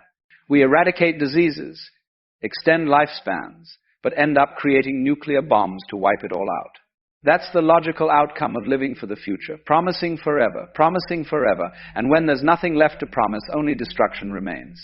Peoples untouched by the whirlpool of politics, Native American tribes, indigenous Mexicans, Africans, don't understand us, and we don't understand them, because they have no desire for what we call an ideal society. A few were convinced, like in Japan. They plunged into Western-style industrialization, and now cities like Nara, Osaka, Kobe are choked in smog, Tokyo a chaotic nightmare. They're reaping the consequences of chasing the illusion of the future. In the Hindu worldview, time is a cycle called yuga, starting from a golden age, then gradually declining, everything just unraveling over the ages. That's a reminder, escape the wheel of time, escape that rat race. This very idea underlies the political philosophy of redirection that I propose. Lead Western people out of history, out of the belief that we're in a process leading to something better forever. In reality, that process only leads to ever greater destruction. Live a timeless way of life, indefinite, far more appealing than a life devoted to time. Technology isn't the enemy. It brings the power to completely eliminate poverty. But if we view technology through the lens of history, as part of unending progress, it will fail. The distribution problem of wealth from technology isn't material, it's psychological. People are hypnotized by money, seeing it as having intrinsic value instead of just a symbol. Imagine a cosmic joke. Money, which we worship like a god, is really just numbers dancing in ledgers. Ramakrishna once said gold is one of humanity's great calamities, not because the metal shines, but because we mistake the symbol for reality. There's a funny story I like to retell. Long ago, banks around the world got tired of shipping physical gold across oceans, so they set up a central island in the Pacific. All the gold was gathered there, in a massive vault. For exchanges, they just pushed carts of gold down a short street between branches.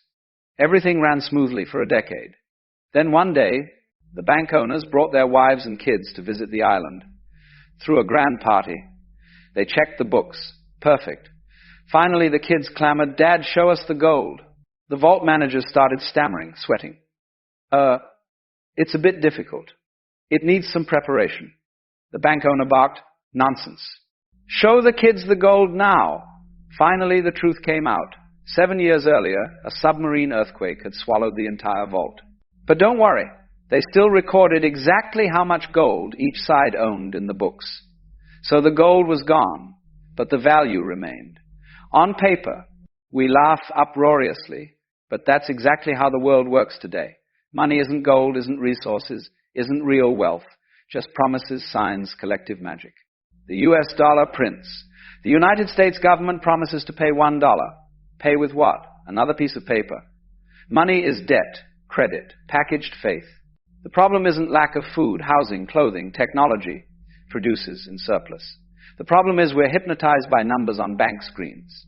We burn food in America while children starve in India, not because of shortage, but because the books don't balance. That's a refined form of madness. We can feed the whole planet, but let millions starve just for a symbol. The solution sounds equally mad. Reverse taxation. Instead of collecting from people, issue credit, but credit tied to actual total output, not phantom gold or empty promises. Then everyone can exchange what they create without monetary barriers blocking them. This isn't an economic issue. It's psychological. We're trapped in the illusion called Maya in Indian philosophy, the veil over reality. The future is part of that veil. We live as if tomorrow is when life really begins. Imagine you're a donkey with a fishing pole around your neck, a carrot dangling at the end right in front of your nose. You walk and walk, the carrot always there, always in reach, but never touched. That's the perfect image of modern man. We chase the future, chase retirement, chase when I'm rich then, when I retire then, when the kids are grown then, and when you finally bite the carrot, achieve the goal, you realize it's just a plastic fake, or worse, it's long withered. Classical Eastern people don't fall into this trap. They work just enough to live, then stop. They don't see work as life's purpose, but as a means. A Japanese blacksmith might spend the morning forging a blade, then the afternoon sitting watching cherry blossoms fall. We call that laziness. They call it living. When you're not obsessed with the future, you don't need infinite accumulation.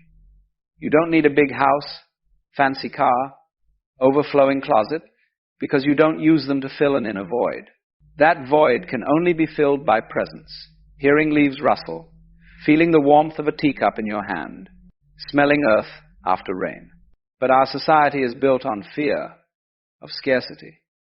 We're taught that if we don't accumulate, don't prepare, don't progress, we'll fall into misery. So we run forever, like hamsters on a wheel. And the wheel spins so fast we don't realize we're standing still. Technology advances, the wheel spins faster. We have washing machines, dishwashers, cars, planes, all to save time. Save time for what?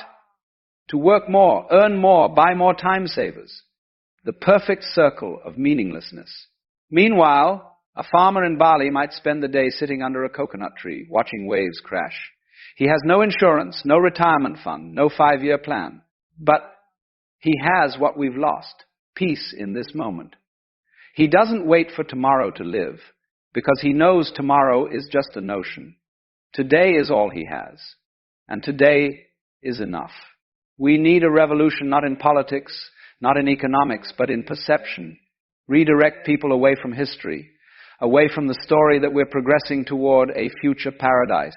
History is a linear tale, from primitive to civilized, from poverty to prosperity, from war to peace. But reality isn't linear. Reality is cyclical. Birth, dwelling, change, extinction. Every empire collapses. Every technology obsolesces. Every future promise vanishes. Only this moment is real. Technology can be a tool for liberation, if used right. Imagine machines do all heavy work, automate food production, energy, housing. People don't need to work 8 hours a day. We could work 2 hours or nothing at all and still have enough. But for that to happen, we must abandon the illusion of money as a measure of value. We must abandon the belief that hard work is moral. We must learn to live without future goals. Now let's step together into an imaginary garden. Not a manicured Versailles type, but a wild garden where grass grows haphazardly, flowers bloom by season, and no one bothers to prune. Here, time isn't the enemy, it's a companion. A butterfly lands on a petal. You stop to watch, not to record or photograph, but just because it's happening. That's timeless living. No schedule, no destination, only presence. But this garden isn't far away. It's right in the breath you're taking, in the bird song outside the window, in the feel of your hand on the wooden table. Our society fears that garden. We're taught that without plans, goals, a mission, life is meaningless. Try telling your boss you want a day off to watch clouds drift. He'll think you've lost your mind. Try telling friends you don't need a promotion, a bigger house. They'll worry about your future. We're imprisoned in an invisible jail with bars made of promises. Just try a little harder and you'll be happy. But that little harder lasts a lifetime, and happiness dangles out of reach. Look at how children play. A 3-year-old can spend hours stacking Lego, not to build the world's tallest tower, but for the joy of each brick clicking. It doesn't think about growing up to be an architect. It has no concept of wasted time. Then we adults step in and teach. Stop playing. Go study, so you can succeed later. We strip away their wild garden, replace it with an industrial field, rows upon rows, straight, efficient, but soulless. We adults once had that garden too, but lost it. We replace natural joy with conditional joy. I'll be happy when I have a degree, when I have a partner, when I have a house, when I have kids, when I retire. Each time we achieve, we set a new condition. That's how the ego, hypnotized by time, operates. In Taoist philosophy, Lao Tzu said, "The one who knows enough is rich. Not rich from owning much, but rich from needing nothing more." The Taoist elder's garden is just a thatched hut, a pine tree, a stream. But he sits there, smiling at drifting clouds, feeling he owns the universe. Technology, used rightly, can return the garden to us. Imagine a world where robots plant rice, machines weave cloth, solar power provides free electricity. People don't work to live. They work if they want, or do nothing. A painter paints because colors move him. A musician plays because sounds make him alive. No one asks, how much does your art contribute to GDP? No one measures life's value in work hours. That's not far-fetched utopia. It's possible today if we dare abandon the illusion of earning a living. But to abandon, we must face the greatest fear, that if we don't run, we'll fall into the abyss, that if we don't accumulate, we'll starve, that if we have no goals, we'll be empty. These fears are nurtured from childhood. Study hard for a good job later. Save so you don't suffer later. Work hard to rest later, all based on the premise that the present isn't enough, that only the future is worthwhile. But what is the future? It's a notion, a ghost. When you reach that future, it's become the present, and you need a new future. In Zen, there's a famous koan. Before enlightenment, I chopped wood, carried water. After enlightenment, I chopped wood, carried water. Nothing changes outside, but everything changes inside. Work is no longer a means to something. It is itself. Chopping wood is chopping wood. Carrying water is carrying water. Watching rain is watching rain. No, so that later. That's timeless living. Every action self-perfect, needing no reason beyond itself. Try a small experiment. For 10 minutes, do nothing. Just sit, breathe, look. No phone, no music, no thinking about to-do lists. At first you'll fidget. The brain will scream, wasting time, do something useful. But if you persist, a magical moment comes, stillness. You realize that without doing, you still exist, still complete. Those 10 minutes aren't lost, they're 10 minutes you truly lived. Our society doesn't teach this experiment. Schools teach math, literature, science, all aimed at later. No one teaches, today, sit still and feel your heartbeat. No one teaches, eat a bite of rice and really taste it. We're trained into efficient machines, but not into humans. The result? We can build rockets to Mars, but can't sit still for a minute without guilt. A friend once told me about his grandfather, a central Vietnamese farmer who only knew plowing fields, planting rice his whole life. No TV, no radio, no concept of retirement. Every evening he sat on the porch, smoked a water pipe, watched the moon, asked, "Do you have any dreams?" He laughed. "What are dreams? I have rice to eat, a place to sleep, the moon to watch. Enough." We laugh at his spiritual poverty. But perhaps we're the poor ones because we don't know enough. Technology can help us return to the garden, but only if we change our view. Instead of using machines to produce more, use them to need less. Instead of building factories for jobs, build parks for people to play. Instead of inventing apps to save time, invent ways for people to enjoy time. That's the real revolution. Not changing the outer world, but the inner. Imagine a morning without an alarm. No bell, no meetings, no urgent messages. You open your eyes, sunlight filters through leaves, and instead of jumping up, you lie there, listening to your own breath. That's not laziness. It's the first time in years you've allowed yourself to be here. Not so that later, not because I must earn a living, just be here. That moment isn't in a 5-year plan, not rated by KPIs, not needing social media posts. It's yours, and only yours. Now, scale that moment to a whole society. A society that no longer uses clocks to measure human value. A society where schools teach kids to watch clouds instead of competing for grades. A society where occupation isn't a business card, but how you choose to express joy. A baker bakes because he loves the smell of rising dough. A storyteller tells because she loves kids' eyes lighting up. No one asks, "What's your salary?" But, does it make you come alive? Sounds fanciful? Actually, we have all the tools to make it real today. Automated agriculture can feed 8 billion with land smaller than a province. Solar, wind, geothermal can provide unlimited power without bills. 3D printers can create homes, clothes, tools in hours. The problem isn't scarcity, but distribution. And distribution is stuck in the money maze. Money is no longer a medium of exchange. It's become the end. We work for money, use money to buy time, then work to make up lost time. The perfect circle of madness.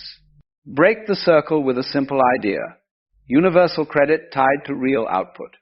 Everyone gets enough credit to live comfortably. Not to be rich, but to be free. This credit doesn't accumulate. No interest, no debt. It's created corresponding to actual goods and services society produces. Want bread? Yes. Want a house? Yes.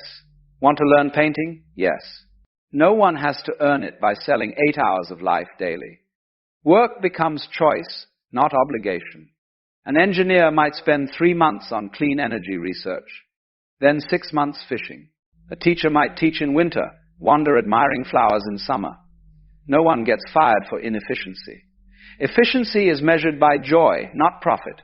But for this to happen, we must abandon 2 great illusions. 1, the future is where we'll live. 2, money is the measure of value. The first illusion we've discussed much. The future is the carrot on the stick. When you get there, it's past, and you need a new carrot. The second is subtler. We believe a piece of paper, a screen number, has power to decide who eats, who sleeps, who lives. But money is just collective belief. If the world agrees a seashell is money, it is. If the world agrees universal credit is fair, it will be. The problem isn't technical. It's that we haven't dared to believe. Try a thought experiment. Suppose tomorrow all money vanishes. No dollars, euros, yen. Only goods. Rice, cloth, houses, cars. What do? You barter. I give you a sack of rice. You give me a meter of cloth. I fix your roof. You teach my kid math. We'd quickly realize value lies in actions, not symbols. Money is just simplifying exchange at scale. But when scale distorts reality, when someone starves beside a granary because no money, it's no longer a tool, but chains. Technology can replace those chains with direct exchange. Blockchain, AI, IoT sensors can track real output and distribute credit instantly. No central banks, no governments taxing. Everyone has a digital wallet tied to basic needs. Want more? Create value, not by working hard, but by doing what you love. A good song, a joke, a beautiful garden, all value. AI calculates and distributes. No one richer from hoarding, no one poorer from laziness. Wealth becomes ability to enjoy, not to own. In that world, retirement ceases to exist because no one works waiting to retire. Kids don't learn for jobs, but to understand the world. Elders aren't shoved into nursing homes, but invited to tell stories under trees. Artists don't starve because market doesn't need. Scientists don't beg grants to prove economic benefit. Everyone does, because that's how they breathe. And when we no longer run, we'll discover a secret. Time isn't a resource, but space to live. Each moment is a small universe. Watching dew on a leaf isn't entertainment, it's meditation. Hearing music isn't pastime, it's communion with the infinite. Eating a meal isn't fueling, it's a ritual thanking earth and sky. When you live like that, you don't need rest because you've never worked in the old sense. You just are.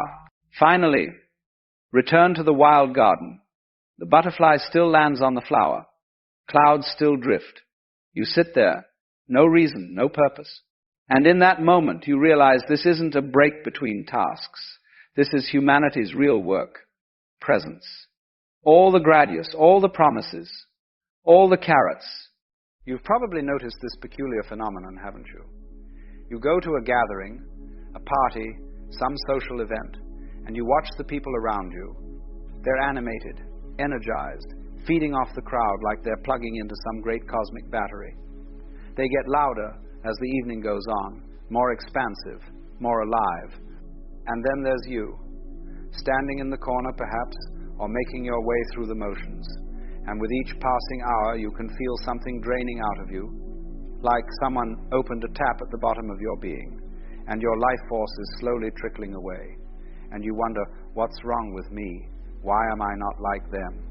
Why does this thing that seems to enliven everyone else leave me feeling utterly depleted, exhausted, sometimes even a bit desperate to escape?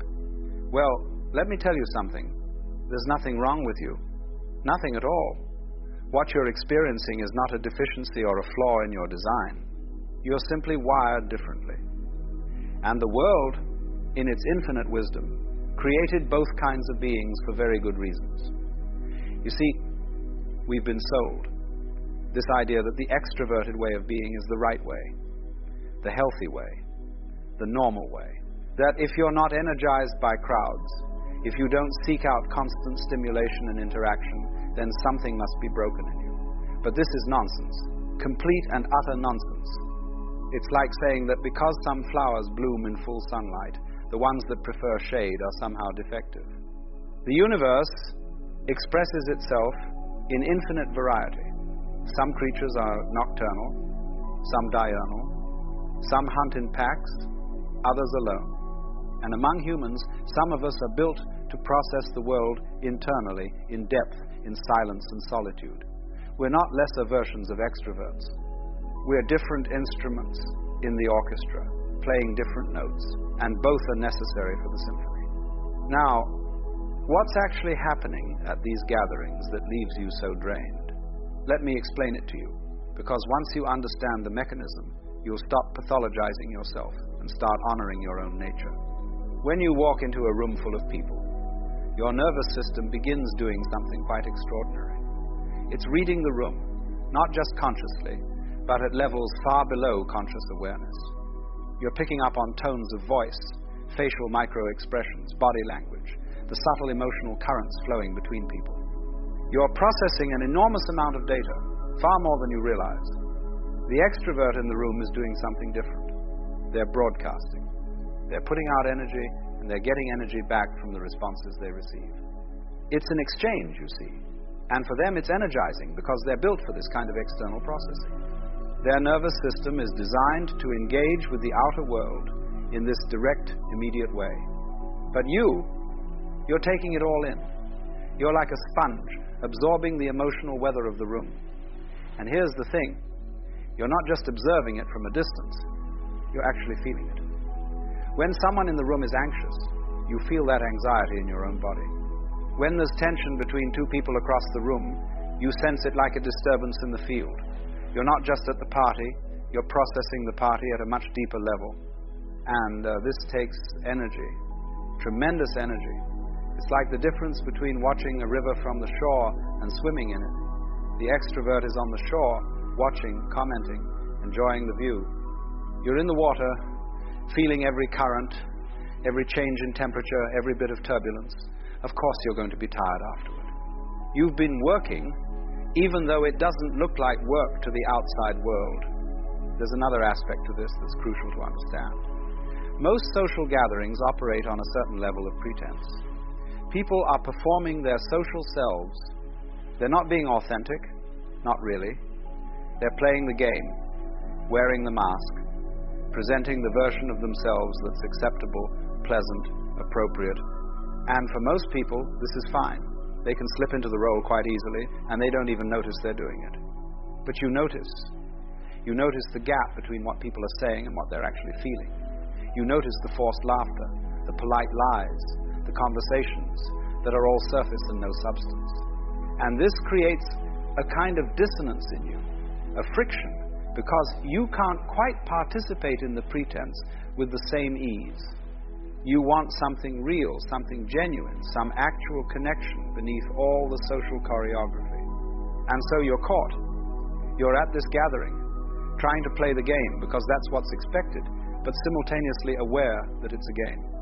It's like being in a play where everyone else has forgotten their actors and thinks the stage is real life, and you're the only one who can still see the scenery for what it is. This awareness is exhausting. This double consciousness, being in the experience while simultaneously being aware of the artificiality of the experience, it takes a toll. Now, contrast this with what happens when you're alone. When you're alone, you can drop all the masks. You don't have to perform. You don't have to manage anyone else's emotional state or navigate complex social dynamics. You can just be. And in that being, in that simple, uncomplicated existence, there's a profound rest. The extrovert experiences being alone differently. For them, solitude can feel empty, understimulating. They need the external input, the interaction, the stimulation of other minds and personalities to feel fully alive. But for you, solitude is not deprivation, it's restoration.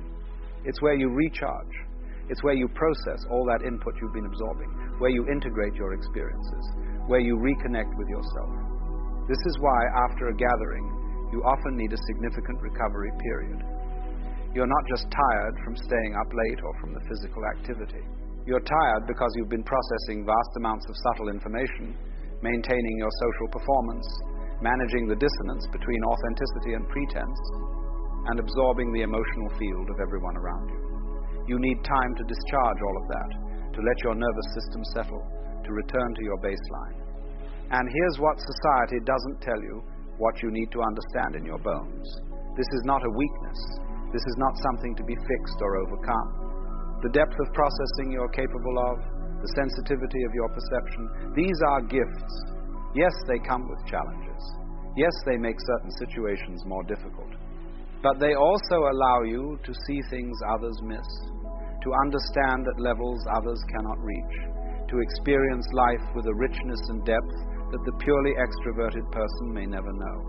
The problem is not that you're drained by social gatherings. The problem is that we live in a society that has organized itself around extroverted values and then pathologized everyone who doesn't fit that mold. We've created a world where constant interaction is valued over deep reflection, where breadth of social connection is prized over depth of understanding, where being the life of the party is seen as superior to being the thoughtful observer in the corner. But think about what the world would lose if everyone was an extrovert.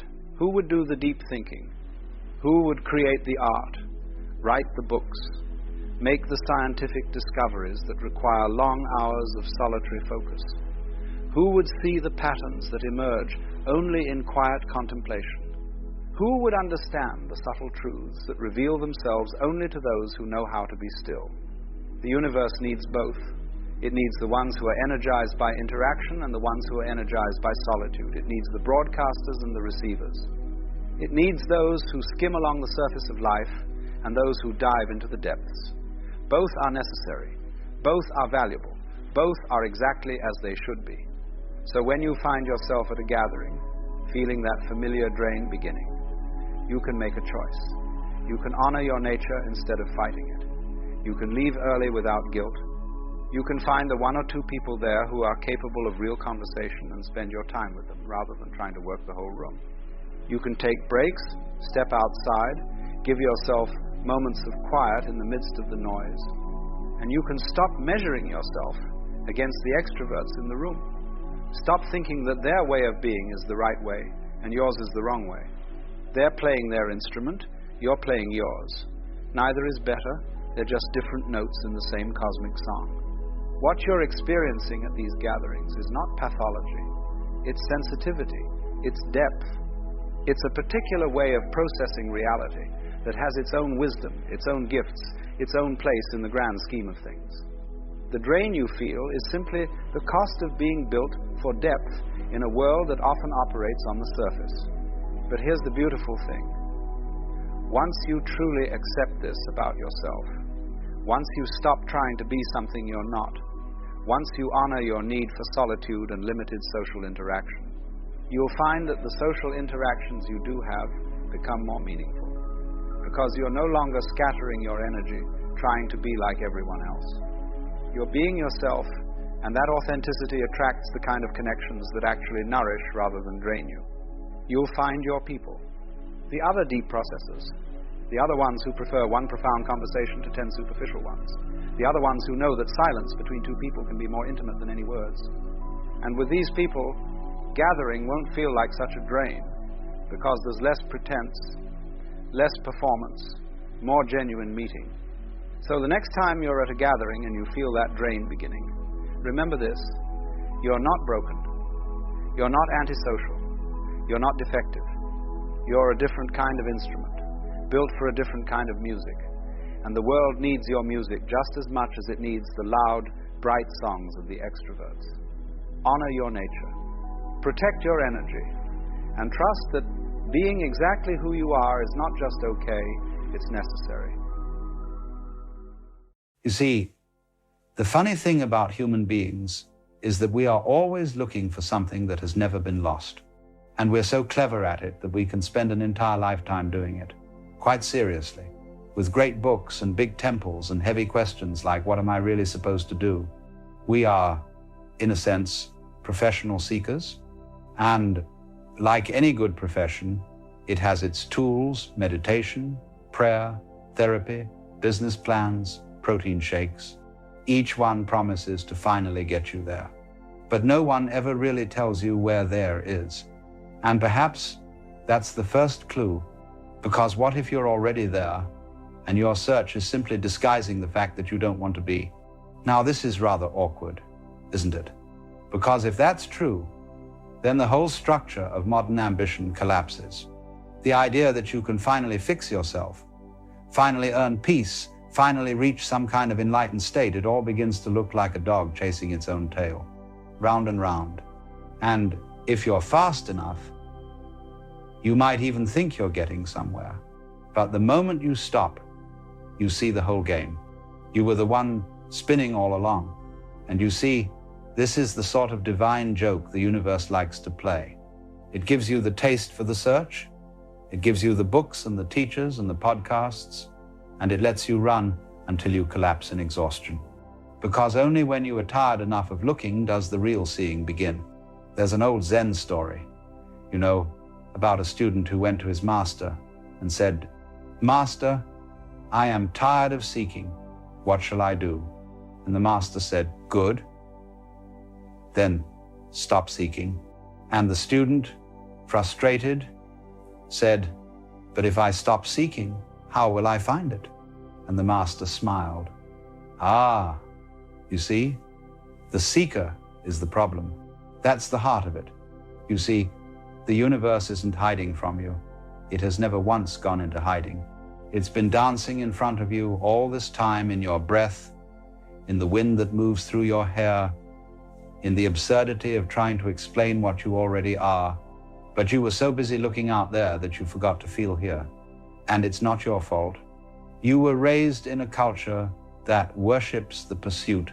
You were told to chase grades, careers, happiness, enlightenment, even authenticity. You were never told that the moment you try to possess these things, they vanish.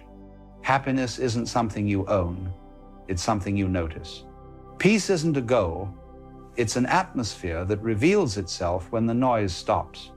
And enlightenment, well, that's the greatest punchline of all, because there's no one left to achieve it.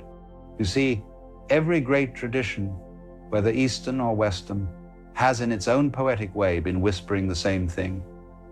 Stop running. The thing you're looking for isn't hiding behind the next corner of the mind. It's right here, breathing with you, looking through your eyes, pretending to be the one who's searching.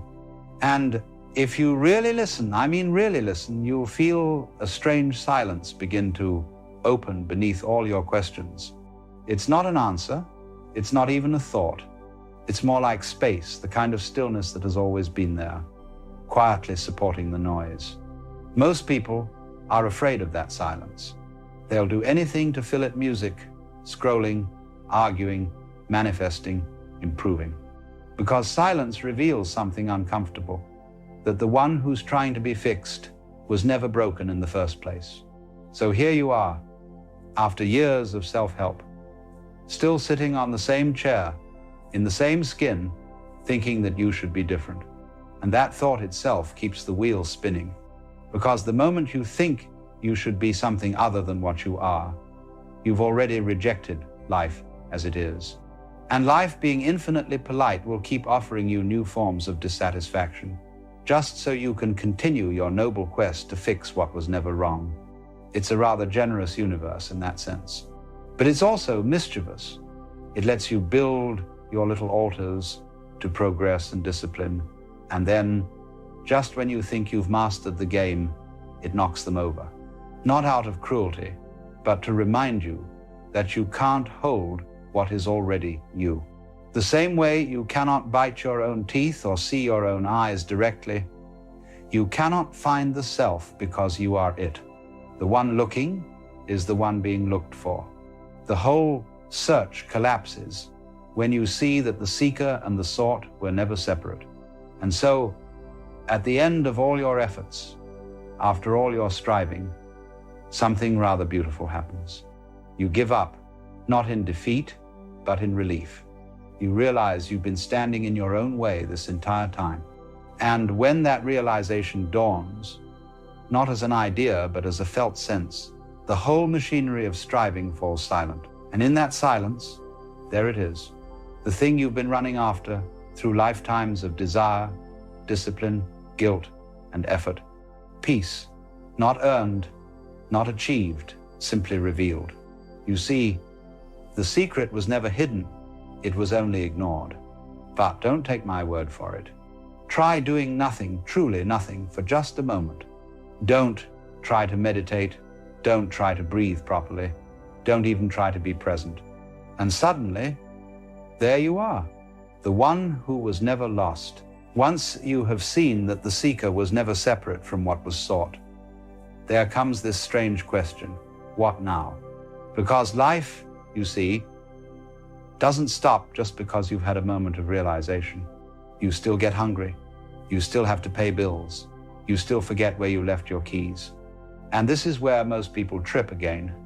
They think awakening means rising above life. No, no, no. No, it means sinking back into it. It's like realizing the ocean you were swimming in was water all along, and suddenly you relax and float. Now, that doesn't mean you never sink again. Sometimes you still struggle, still grasp, still worry, but you know something you didn't before. You know it's all part of the same ocean. And so life becomes, in a curious way, lighter. Not easier, necessarily, but lighter.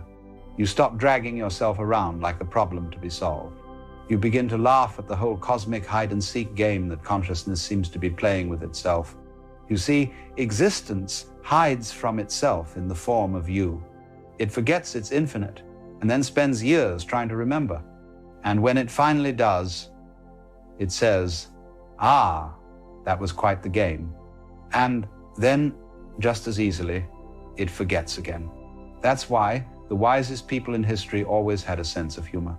They laughed, not because they didn't care, but because they finally saw the absurdity of caring too much.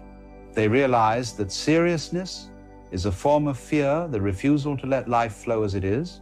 When you stop taking yourself so seriously, something beautiful happens. Compassion begins to arise naturally, because you no longer divide the world into you and them. You look at another person, even the difficult ones, and you recognize the same cosmic mischief behind their eyes, the same confusion, the same longing, the same search for something that was never gone. And you can't help but forgive them, Because how can you stay angry at a dream character once you know you're dreaming? Now, this doesn't mean you suddenly become passive or lose your individuality. It means you start to live as life itself, not as an actor trying to control the plot.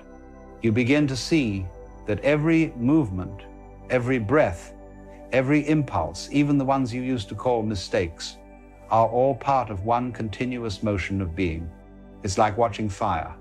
No flame is separate, yet each dances in its own way. And if you watch carefully enough, you begin to see that all of existence is dancing with itself, as itself.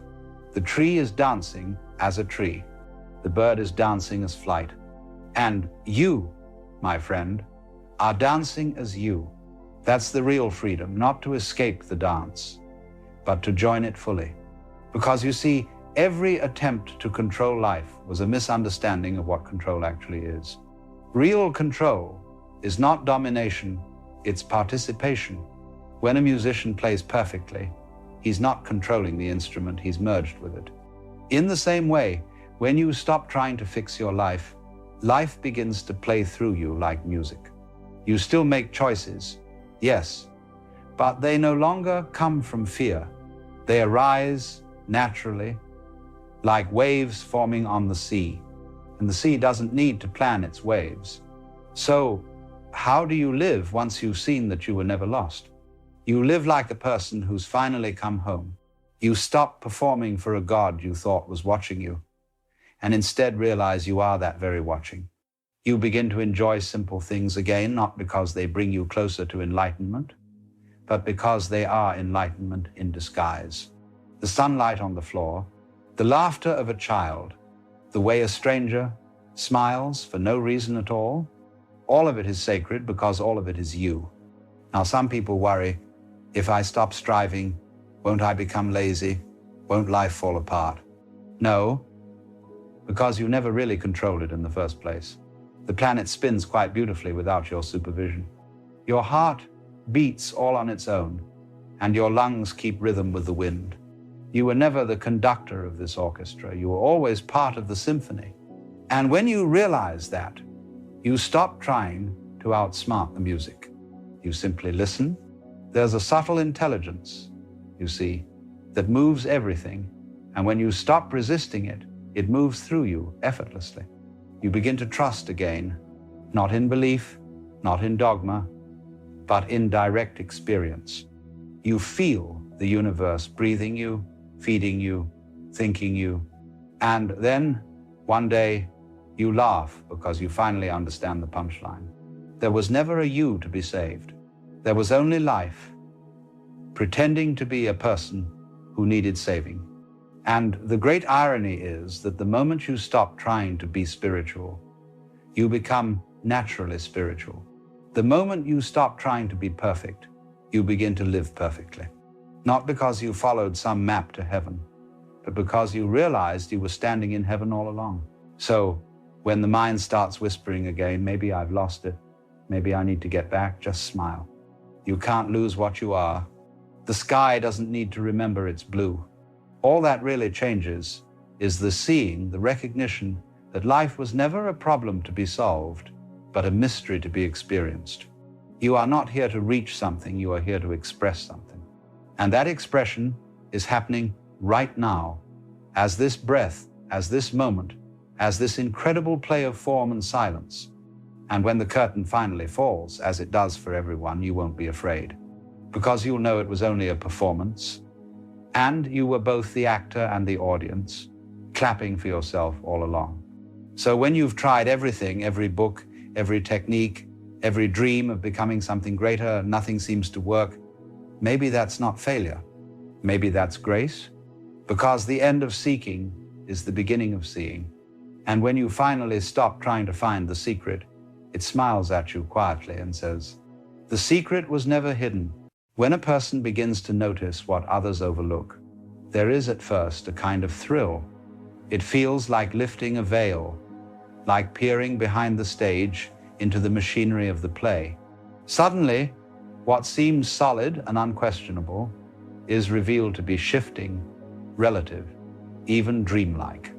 Yet along with this exhilaration comes a quieter, heavier sensation, the realization that most people do not see and perhaps do not wish to. What you thought would be a shared discovery is instead a private burden. You may try to explain, to put into words, the insight that has dawned on you, but the language falls flat, and those you speak to blink as though you are speaking in riddles. It is as if you are pointing at the moon and they only see your finger. The danger of seeing what others do not is not so much that you are wrong, but that you are alone. Human beings are social creatures, and belonging is as essential as food or air. When the crowd looks one way and you are gazing in another, there is a current of unease. To be the only one who notices the emperor's new clothes is not merely a story about honesty, but about the peril of being out of step with the group. We draw safety from consensus, from the feeling that if everyone agrees, then it must be so. But the moment you glimpse something that contradicts the agreement, you find yourself at odds with the very fabric that holds people together. There is also the danger of arrogance. To see what others do not can feed the subtle belief that you are superior, that your vision grants you a special status. But this quickly becomes its own trap. For the moment you define yourself as the enlightened one, you have merely built a new wall between you and the rest. What began as a discovery dissolves into pride, and pride always isolates. The vision itself may have been clear, but the self that grasps it turns cloudy. In trying to hold on, you lose the very freedom you had glimpsed. Think of a child who suddenly understands a joke before anyone else in the room. They laugh aloud, expecting others to join, but the silence that greets them feels cold. The joy of recognition becomes embarrassment. In that instant, they learn that timing matters, that understanding out of sync with others can sting. Adults feel the same sting, though it wears the clothing of philosophy, religion, or insight. To wake up while others are still dreaming is not always a triumph. It can be profoundly lonely. And yet, what is it that we see when we see differently? Often, it is the fleeting nature of things, the fragility of what others call permanent. We notice that money, power, reputation, all the idols of society are as insubstantial as smoke. We notice that the roles people cling to with such intensity are costumes that will be dropped sooner or later. We notice that beneath the noise of ambition and fear, there is a silence, an openness that does not strive at all. To see this is to see through the game. And once you see through it, you cannot play it with the same seriousness again. But the others continue, earnest and intent, and your laughter sounds to them like madness. This is why so many teachers, poets, and mystics have spoken of exile. Not always a literal banishment, but a subtle one, the sense of not fitting, of being slightly out of tune with the orchestra around you. The music plays, but you hear a dissonance others ignore. And when you point it out, the players insist that everything is fine. You begin to wonder if you are the one out of tune, if the clarity that once felt liberating is instead a form of delusion. The mind wavers between certainty and doubt, and both carry their own weight. But consider that every vision, every new perception in history has always begun with someone who saw differently. The danger of seeing what others do not is real, but it is also the seed of transformation. Still, in the beginning, it feels like standing at the edge of a vast forest while the village insists the world ends at the meadow. You want to describe the trees, the shadows, the depth of the woods, but to them it sounds like fantasy. And so you stand with one foot in the known and one foot in the unknown, belonging fully to neither. This is the tension. To carry in your heart a glimpse of something wider, something truer, while moving among people who are content with their smaller maps.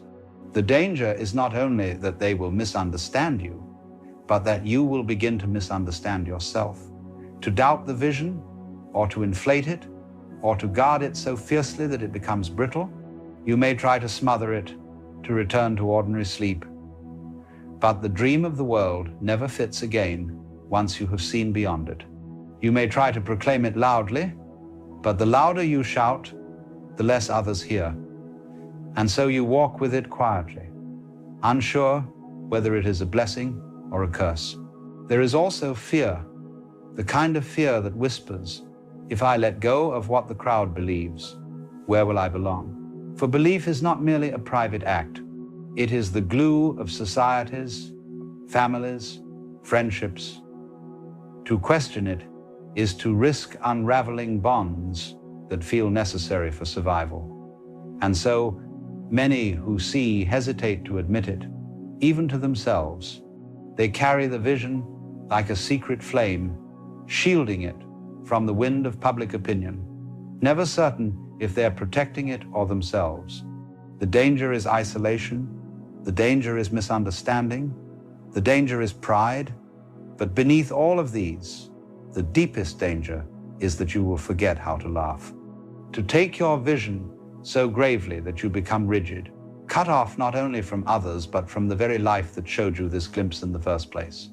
This is why many who awaken fall into despair before they find peace. It is the dark night of seeing what others do not. It is not enough to notice the illusion. The greater challenge is to live with that noticing, to carry it gracefully among those who are still entranced. To be in the world but not of it, as some traditions put it, is not a slogan but a daily balancing act. And until that balance is found, the gift of sight can feel like a curse. For to walk in two worlds at once is never comfortable. And yet, what seems at first to be a curse reveals itself, with time, to be the very doorway into freedom. The loneliness of seeing differently is only sharp when you imagine that you must convince others that your vision has to be validated by the crowd to be real. The moment you let go of that demand, the burden softens. For truth is not dependent upon recognition, and awareness does not become less itself because it is unnoticed. The sky does not stop being the sky when clouds cover it, and the ocean does not cease to be the ocean when no ship sails its surface. In the same way, what you have seen remains what it is, whether or not another agrees. The resolution, then, is not to return to sleep, nor to shout at the dreamers, but to walk lightly, to live what you have seen without needing applause. When you understand that the world is play, that life is a dance, you can smile at the earnestness of those still caught in the game without condemning them. You see that their seriousness, their striving and fear are also part of the whole, just as your laughter and insight are. The one who sees is not apart from those who do not see, but an expression of the same reality, taking on a different mask. This changes the flavor of your vision. What was once heavy becomes light. The awareness that isolated you begins to connect you more deeply. For now you recognize that those who do not see are not wrong. They are simply playing another part in the cosmic performance. Without them, there would be no contrast, no stage upon which your own role makes sense. Just as music requires silence, just as light requires shadow, the clarity of sight requires the backdrop of blindness. The difference does not divide, but completes. Think of the flower blooming in a field. It does not demand that the grasses beside it also bloom in the same way. It simply unfolds, radiates, expresses its nature.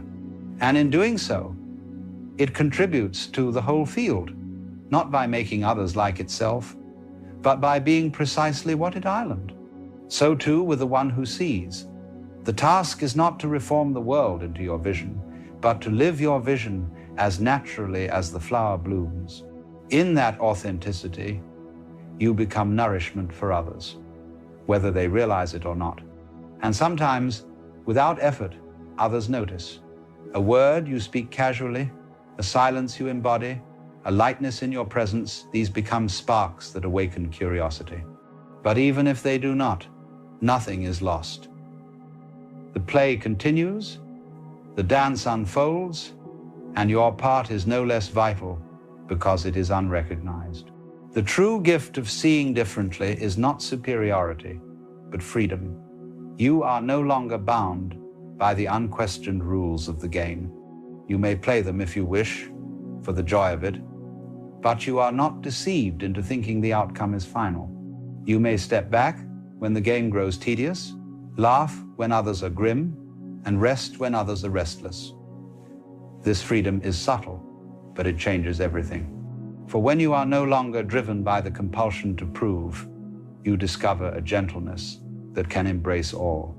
Even the danger that once haunted you of being alone, of being misunderstood, becomes part of the comedy. You see that every prophet, every poet, every thinker who glimpsed beyond the ordinary faced the same fate. And yet their words carried through time, not because they fought the blindness of their contemporaries, but because they simply sang their song. And so the invitation is not to fight, but to sing. To let your vision express itself in whatever way it wishes, whether in speech, in silence, in action, or in stillness. In this way, the danger dissolves into play. The one who sees and the one who does not are both the universe in disguise. There is no real separation, no real opposition.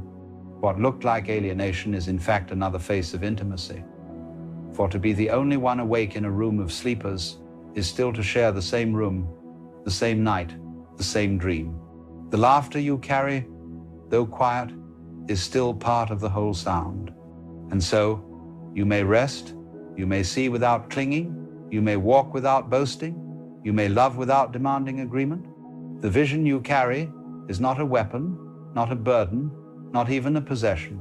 It is simply the light by which you move, as natural as breathing, as effortless as being. And in time, you may even forget that you are different, for the difference no longer defines you. You are not the seer against the blind, but the whole itself, playing at many levels of awareness, all equally necessary, all equally divine. And perhaps the most subtle shift of all is this. What once seemed like your private vision begins to reveal itself as nothing personal at all. The sight that you carry is not your possession, not an achievement of the mind, but the universe opening its own eyes through you. In that moment, even the idea of seeing differently softens, for you recognize that all seeing belongs to the same awareness. The distinction between those who see and those who do not becomes less sharp, more playful, like the changing of roles in a play where each actor takes their turn under the spotlight. Consider the ocean again, with its endless waves. Some waves rise high, glistening in the sun, while others barely ripple upon the surface. To the eye, they seem distinct, greater or lesser, bold or quiet. But to the ocean, they are one movement, inseparable. The wave that sees its own crest does not look down upon the trough. It knows both of the same water. So it is with the one who glimpses beyond the usual illusion. Not superior, not apart, but simply aware that all are movements of the same depth. This awareness gives birth to compassion. For when you no longer feel compelled to drag others into your vision, you can love them as they are.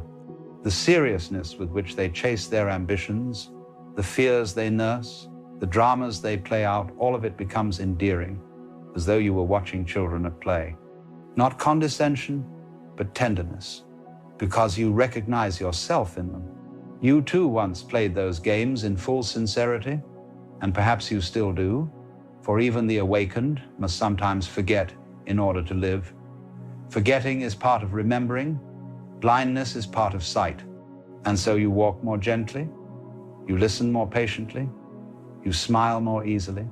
The vision you carry ceases to be a sharp edge dividing you from others, and becomes instead a soft light by which you move among them. You are not required to convince or convert, only to live in such a way that your very being whispers of a freedom beyond striving. That whisper, whether heard or not, belongs to the music of the whole. Notice also how the danger dissolves when you see that what you feared isolation was never truly there. The feeling of being apart arose only when you believed that awareness belonged to you, that you were a solitary flame among darkness. But the flame was never yours.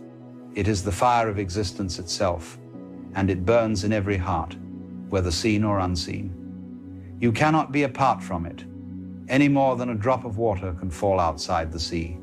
The very sense of separation was part of the illusion you were meant to see through. And what then remains? A deep ease, a kind of trust.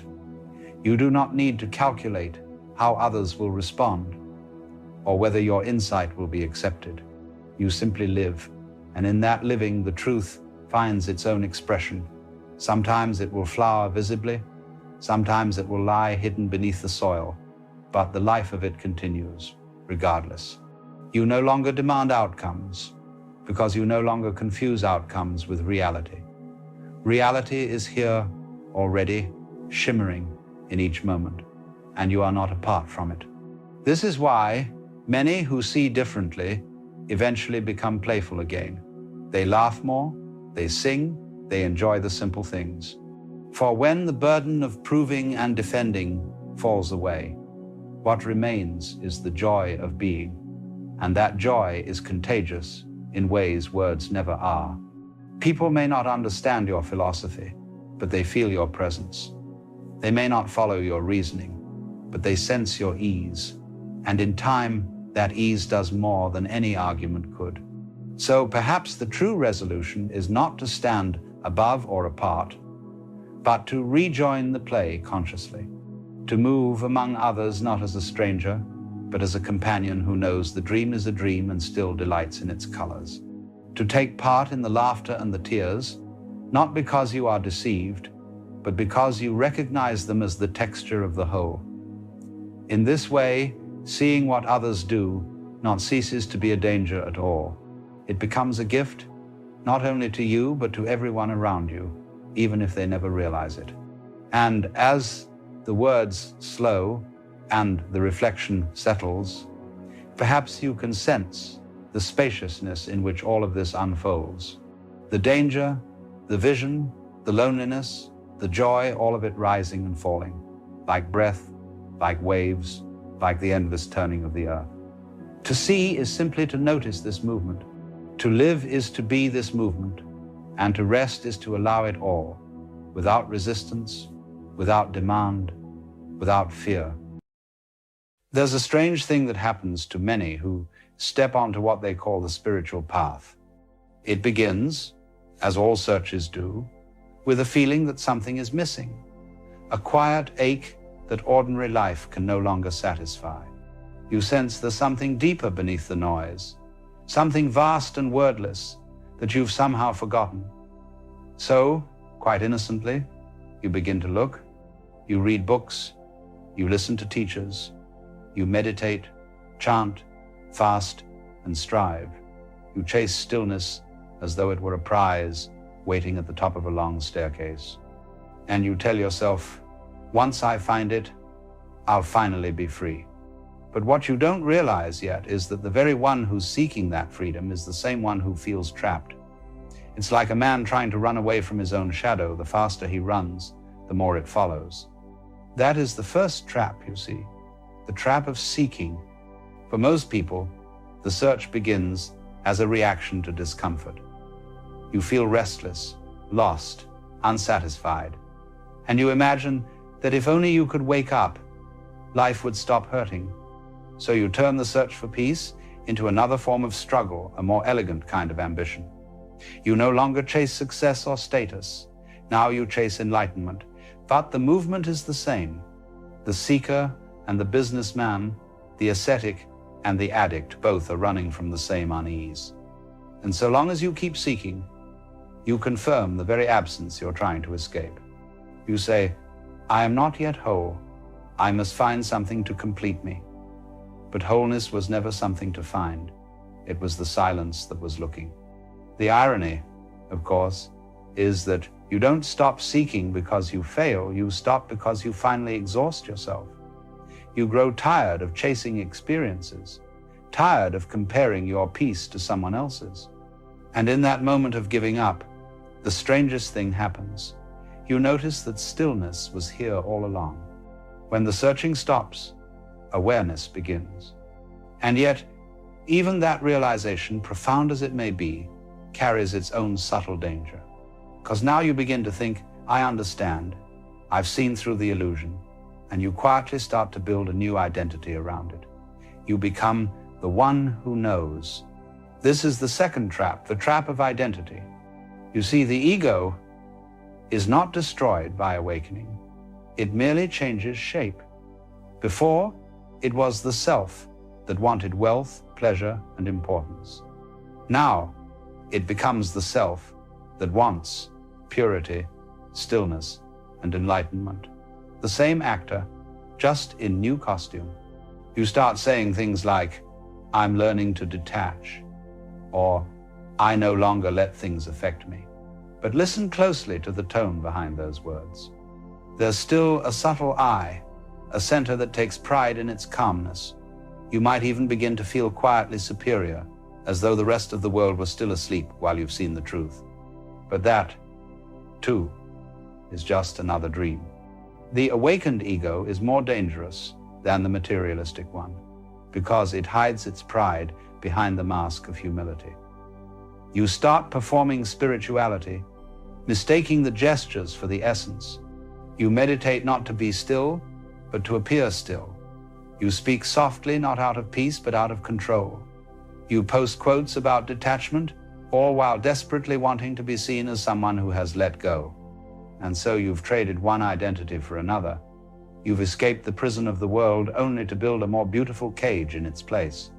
But the soul, you see, cannot breathe in a cage, not even a golden one. True freedom doesn't arrive when you've perfected yourself. It arrives when you no longer need to.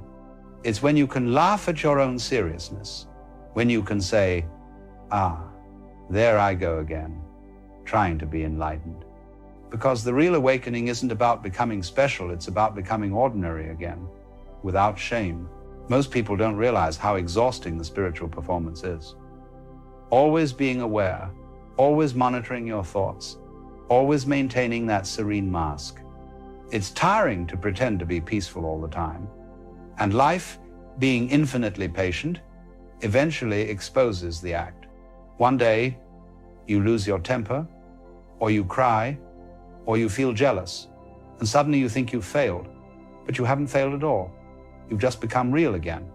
When you stop trying to be the enlightened version of yourself, awareness becomes effortless, because awareness was never something you could lose. It's not a possession, it's your nature. The great mistake is thinking awakening is about improvement. It's not. It's about recognition. The difference is subtle but profound. Improvement says, I'll work on myself until I am pure. Recognition says, I see that even in my imperfection I am whole. When that recognition dawns, even your flaws begin to look sacred. And this brings us, quite naturally, to the third trap, the trap of goodness. It's easy to see why this one seduces so many. After all, what could possibly be wrong with trying to be good? You try to be kind, compassionate, understanding, and for a while, it feels right. But eventually you notice a tension behind your virtue, a quiet strain, as though you're forcing something unnatural. You smile when you don't mean it. You forgive when you still feel the sting. You tell yourself a good person wouldn't be angry. So you repress your anger and call that forgiveness. But the truth is, real goodness doesn't need to prove itself. It doesn't come from discipline. It flows from understanding. When you truly see how interconnected all things are, kindness becomes spontaneous. You don't try to be kind. You can't help it. When you're genuinely at peace, goodness happens by itself like a flower blooming in the sun. Trying to be good, on the other hand, is often just spiritual pride in disguise. You want to see yourself as virtuous, or you want others to see you that way. But the moment you say, I'm a good person, you've already missed it. Because the moment you identify with goodness, you also create its opposite, those who are not. And so judgment quietly returns, now painted in moral colors. Real compassion, you see, doesn't divide. It doesn't say, you are asleep and I am awake. It doesn't say, I forgive you because I'm above you. It simply sees, and in that seeing, there is understanding. To be truly good, you must forget about being good. The universe doesn't moralize. It simply moves, birth and death, pleasure and pain, all part of one motion. And to awaken is to join that motion without resistance. You might still feel anger, sadness, or desire, but you no longer cling to them. You let them arise and fall like waves, without judging the tide. And slowly, you realize that goodness isn't a destination. It's what remains when you stop pretending to be better than you are. That's the hidden beauty of awakening. It strips away every identity you thought you needed, the seeker, the saint, the savior, until only life itself remains, raw and unfiltered. After all this striving to be good, after all the effort to be still, to be aware, to be pure, a quiet fatigue begins to set in. You start to wonder why, after all these meditations, affirmations, and insights, the peace never seems to stay. You've had glimpses, moments of clarity, even bliss, but they vanish as quickly as they come. And so, once again, you begin to measure. You think, maybe I'm making progress, but slowly. This is the fourth trap, the trap of progress. You see, the modern mind is trained to think in lines and ladders. Everything must be a journey upward, from ignorance to knowledge, from chaos to order, from darkness to light. But awareness doesn't move like that. It doesn't travel. It reveals. You are not climbing toward awakening, you are awakening to what has never moved. But we love the idea of progress. We like to think there's a point somewhere ahead where we'll finally arrive. So we create stages, beginner, intermediate, advanced. We measure our calmness, our mindfulness, our ability to stay present. We grade ourselves spiritually the same way we once graded ourselves in school. But can you see the irony? You've turned the infinite into a curriculum. You've taken something as boundless as consciousness and squeezed it into a chart of self-improvement. Progress assumes time, and awakening is the end of time. It's the collapse of the idea that you are on your way anywhere at all. When you truly understand that, progress loses its meaning, because in this very moment, not a future one, you are already complete. There's nothing to add, nothing to remove. Only the illusion of movement remains. Yet, the illusion is necessary for a while. It's part of the play. You can't rush the unlearning of effort. Even when you see through the traps, the habits remain the habit to measure, to compare, to check your level. So, what do? You simply notice it happening, and you laugh. That laughter is freedom. You stop treating awakening as an exam and start seeing it as a dance, a rhythm between remembering and forgetting. There will be days of clarity and days of confusion, moments of light and moments of darkness. But the one who sees both is untouched by either. Awakening is not about sustaining one state forever. It's about realizing that you are not the states. When you stop grading your awareness, peace sneaks up on you. It comes not because you earned it, but because you stopped resisting the way things are. And that's when the final illusion often arrives, the one most subtle and seductive of all. It's what I call the trap of escape. After seeing through the other traps, the seeking, the ego, the moral striving, the measuring, a new desire arises, the desire to transcend. You want to be done with it, all the messiness, the emotions, the pain of being human. You want to rise above it, to live only in serenity. But that desire, too, is born from resistance. It is the ego's last disguise, the one who has renounced. You might find yourself thinking, I'm no longer interested in worldly things. You avoid conflict, withdraw from people, stop engaging with the pulse of life. You call this detachment, but it's not detachment, it's avoidance. You haven't transcended the world, You've simply hidden from it. And life, with infinite compassion, won't let you stay there for long. It will send you something, a heartbreak, a loss, a sudden beauty that pulls you back into the human experience. Because you're not meant to escape the world. You're meant to embody it consciously. The ocean doesn't reject its waves. It becomes them. Enlightenment isn't floating above life. It's sinking so deeply into it that you realize there was never a separation to begin with. To awaken is to fall in love with the ordinary. To look at a cup of tea, a tired face, a passing cloud, and feel the whole universe moving there. It's to understand that your search for the divine was always a misunderstanding, because there's nothing in existence that isn't divine. The sacred was never elsewhere. It was here, hidden behind the eyes that were looking. So long as you believe enlightenment will take you out of the world, you will keep missing the holiness of being in it. The truth, you see, is far simpler. You are not here to escape the dream. You are here to wake up within it. And perhaps that's the real purpose of these traps, not to imprison you forever, but to teach you how easily you build your own walls. Every trap is also a mirror. Every illusion, a teacher in disguise. You don't need to destroy them. You only need to see them for what they are. Because the moment you recognize a trap, it loses its power. The moment you stop struggling to escape it, you're already free. Freedom isn't somewhere outside the maze. It's the realization that the walls were never real. When you truly understand that, there's nothing left to chase, nothing left to prove. Even the idea of spirituality begins to dissolve. You stop being a seeker or a knower or a teacher. You become simply alive. And in that aliveness, you notice something profound. Everything is exactly as it should be. The people still chasing, the ones pretending, the ones judging, they're all playing their parts perfectly, just as you once did. So you stop correcting them. You stop trying to wake anyone up.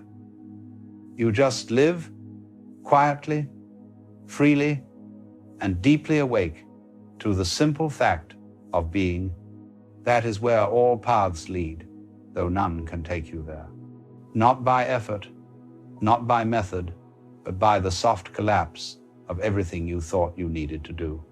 And when that collapse finally happens, when all the striving and seeking fade, something breathtaking appears in their place. Not a grand enlightenment, not a cosmic explosion of understanding, but something humble, intimate, familiar, life. Just this, the sound of your breath, the warmth of sunlight on skin, the quiet laughter of knowing that you never had to try so hard. That's when you realize the greatest truth of all. You were never spiritually stuck. You were only pretending to be trapped so you could one day discover the joy of being free. When you've spent long enough searching for freedom, a curious thing begins to happen. You stop believing in escape. The word freedom itself begins to dissolve, because you start to see that it always implied a cage. And when the idea of a cage fades, what's left? Only openness, only life. But this doesn't feel like a sudden revelation. It doesn't arrive with trumpets or angels or cosmic fireworks. It comes quietly, like a sigh at the end of a long day, a deep exhale into what has always been here. You find yourself smiling at your own seriousness. You remember how hard you tried to meditate correctly, how you measured your breathing, your posture, your progress. You remember how you used to feel proud when you felt detached, and guilty when you felt desire. And you can't help but laugh, not mockingly, but tenderly, because you see that all of it, every attempt, every failure, every contradiction, was part of the unfolding. That laughter, that gentle self-forgiveness, is the beginning of true understanding. You realize that life never demanded perfection from you. It only asked that you live it. You were never supposed to master existence, only to experience it. And once you see that, everything relaxes. The war with yourself ends. You stop trying to control your mind, and it quiets on its own. You stop trying to force peace, and peace begins to bloom like a wildflower in the cracks of your effort. You stop pretending to be enlightened, and suddenly, even your confusion feels sacred, because you finally see you were never outside the flow, not even for a moment. The river of being carries everything, your clarity, your doubt, your laughter, your tears. Nothing is out of place. This is what I mean by letting the traps fall away. You don't need to fight them. You don't need to dismantle them one by one. You simply stop identifying with the one who was trapped. It's like waking up from a dream in which you were drowning. The moment you open your eyes, you realize there was never any water. And yet, that dream taught you something about fear, about grasping, about surrender. So you don't regret it. You just smile, stretch, and move on with your day. That's what the journey is. A long, beautiful dream of forgetting and remembering. Once the illusions fall away, something wonderful begins to happen. Not mystical or dramatic, but wonderfully simple. Ordinary moments start to shimmer again. You notice the way sunlight moves through the trees, the sound of wind brushing against leaves, the rhythm of footsteps on pavement. You begin to see how much beauty there is in things that ask for nothing, the scent of rain, a stray cat crossing the road, the quiet hum of the world going on without your interference. You start to live without trying to be aware, because awareness has become effortless. And this, you realize, is what awakening was always pointing to. Not an achievement, not a transformation, but a homecoming. You were never meant to transcend being human. You were meant to remember how divine it already is. That's the ultimate irony. You searched for transcendence only to find that what you were trying to escape was sacred all along. When you stop rejecting life, even your imperfections begin to glow. The same anger that once felt like failure now feels like energy moving through you. The sadness that once seemed unbearable now feels like depth. The emptiness that frightened you becomes a vast sky where everything can appear and disappear freely. You no longer cling to emotions as proof of identity. You no longer resist them as signs of weakness. You simply allow them, like weather passing through the open sky of awareness. And when you do that, when you truly stop judging what arises, you notice that every emotion, no matter how painful, carries a hidden tenderness. Each feeling is life reaching out, saying, "Look, you are still alive. You still feel." It's all part of the same pulse. You begin to realize that the point of spirituality was never to rise above emotion, but to become intimate with it, to hold joy and sorrow, clarity and confusion, all in the same vast embrace. That is the art of letting go. Not throwing things away, but holding them so lightly that they can dance. Now, there's something subtle that happens when you live like this. You stop taking ownership of the movement of life. You stop thinking, "I am doing this," or "I am becoming that." Instead, there's simply doing, simply being. The river moves, and you are the river. The wind blows, and you are the wind. You don't stand apart from life anymore. You are its expression. And because there's no longer a you trying to hold life together, life begins to unfold naturally, without conflict, without resistance. Things fall away when they're ready. People leave when they must. Joy comes, sorrow follows, then joy again. But now, none of it threatens you, because you no longer cling to permanence. You see that impermanence isn't the enemy of peace, it's the reason peace exists. There's a certain peace that comes not from answers, but from finally giving up the need for them. You stop demanding explanations from existence. You stop arguing with the mystery. And the mystery, for the first time, starts to feel like home. You no longer need to understand why things happen the way they do. You trust that they unfold according to a rhythm too vast for the mind to measure. That trust, that quiet faith in life, is what freedom truly is. Freedom isn't the ability to choose every path. It's the ease of walking whichever one appears before you. And in that freedom, you rediscover innocence. You begin to laugh again, not because life is easy, but because you finally stopped expecting it to be anything else. You see that your search was never for enlightenment, it was for simplicity. To be able to wake up in the morning, breathe, and know that this is enough. To eat when you're hungry, to rest when you're tired, to love without strategy, to lose without resentment, to die without regret. That is awakening in its purest form, not fireworks, not transcendence, but ease. If there is a final lesson, it's this. Nothing you let go of is ever truly lost. The illusions fall away, but the truth they disguised remains. The masks crumble, but the face beneath them has always been smiling.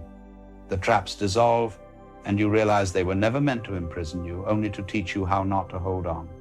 And once you've learned that, there's nowhere left to go, and nothing left to become.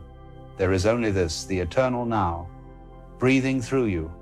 You can still meditate, still read, still teach, or pray, but not out of need.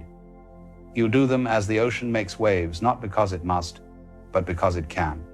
The wise man still chops wood and carries water, but now he knows the one chopping, the one watching, and the one being chopped are not three, they are one. Life was never asking you to awaken. It was awakening through you, in its own time, in its own way. And perhaps, in the end, that's the only realization there is. You were never spiritually stuck.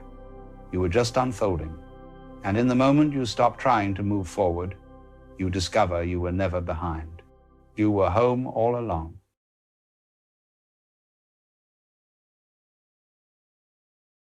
You know, there's a peculiar phenomenon that occurs when someone begins to wake up, when someone starts to see through the game that everyone else is playing. And that is, they become frightening to other people. Now, why should this be? Why should clarity be threatening? Why should someone who sees deeply into the nature of things make others uncomfortable? Well, let me tell you, it's one of the most interesting aspects of human psychology. And it reveals something very profound about the way we organize our collective lives, our societies, our very sense of who we are. You see, most people are living in what I call a mutual conspiracy. We've all agreed, tacitly, unconsciously, to believe certain things about reality. We've agreed that the emperor is wearing clothes, even though he's quite naked. We've agreed that this piece of paper called money has value. We've agreed that these arbitrary lines on a map called borders are real and important. We've agreed that you are you and I am I, and we're separate, isolated individuals competing for scarce resources in a hostile universe. Now, none of these things are fundamentally true. They're conventions, agreements, useful fictions that allow us to organize society and get along with each other. But we've forgotten that they're fictions. We've mistaken the map for the territory, the menu for the meal. And we live our entire lives inside this agreed-upon hallucination, never questioning it, never looking behind the curtain. Then along comes someone who has seen through it, someone who has realized that the emperor has no clothes, someone who has awakened from the collective dream. And what does this person do? Well, if they're wise, they might say nothing at all. They might simply smile and go about their business. But even their silence, even their smile, can be deeply unsettling to others. Because you see, when you encounter someone who has seen through the game, something inside you recognizes it. Some part of you knows that they know something you've been trying very hard not to know. They represent a threat to your entire framework of reality, your entire sense of security and identity. Let me give you an example. Imagine you're in a theater, watching a film, completely absorbed in the story. You're identifying with the hero, you're afraid of the villain, you're emotionally invested in the outcome. Then someone leans over and whispers, "You know, it's just actors on a screen. None of this is real." How do you feel? Annoyed, probably. You don't want to be reminded that it's just a film. You want to stay in the illusion because the illusion is entertaining, it's engaging, it gives you something to feel strongly about. Now, multiply that by 1,000, and you begin to understand why people fear those who see too much. Because what these awakened individuals see is that everything, not just the film in the theater, but your job, your relationships, your ambitions, your fears, your entire life story is in a certain sense not as real as you think it is. It's a role you're playing, a character you're performing, a dream you're dreaming. And nobody wants to hear that. Nobody wants to be told that what they're taking so seriously is fundamentally a game, a play, a cosmic joke. Because if it's just a game, then what have they been doing all these years? All that striving, all that suffering, all those achievements and failures, were they for nothing? The awakened person seems to threaten the very meaning of your existence. But there's something even deeper going on. You see, our entire social structure is built on people taking the game seriously. Civilization requires that people show up to their jobs, pay their taxes, follow the rules, pursue success, fear failure, and generally behave as if all of this matters in some ultimate, absolute sense. The system needs you to be asleep, to be hypnotized, to be convinced that the symbols and abstractions we've created are real and important. Someone who has awakened from this trance is dangerous to the system. Not because they're going to rebel or cause trouble, necessarily quite the opposite. They might be perfectly content and peaceful, but their very existence, their very presence, reminds others that there's a way out of the trap.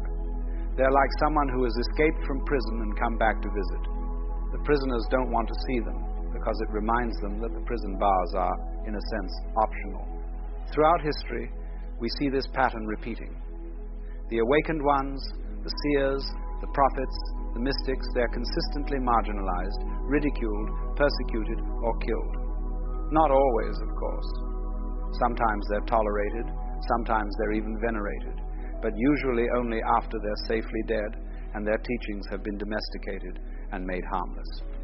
But while they're alive, while they're actually demonstrating that another way of being is possible, they make people very nervous. Think of Socrates, who was condemned to death for corrupting the youth of Athens. What was his crime, really? He was asking questions, encouraging people to think for themselves, to examine their assumptions, to see through the conventional beliefs of society. And for this he had to drink hemlock. The authorities couldn't tolerate someone showing the young people that the emperor had no clothes. Or think of Jesus, who was crucified essentially for the same reason. He was pointing to a reality beyond the religious and political structures of his time.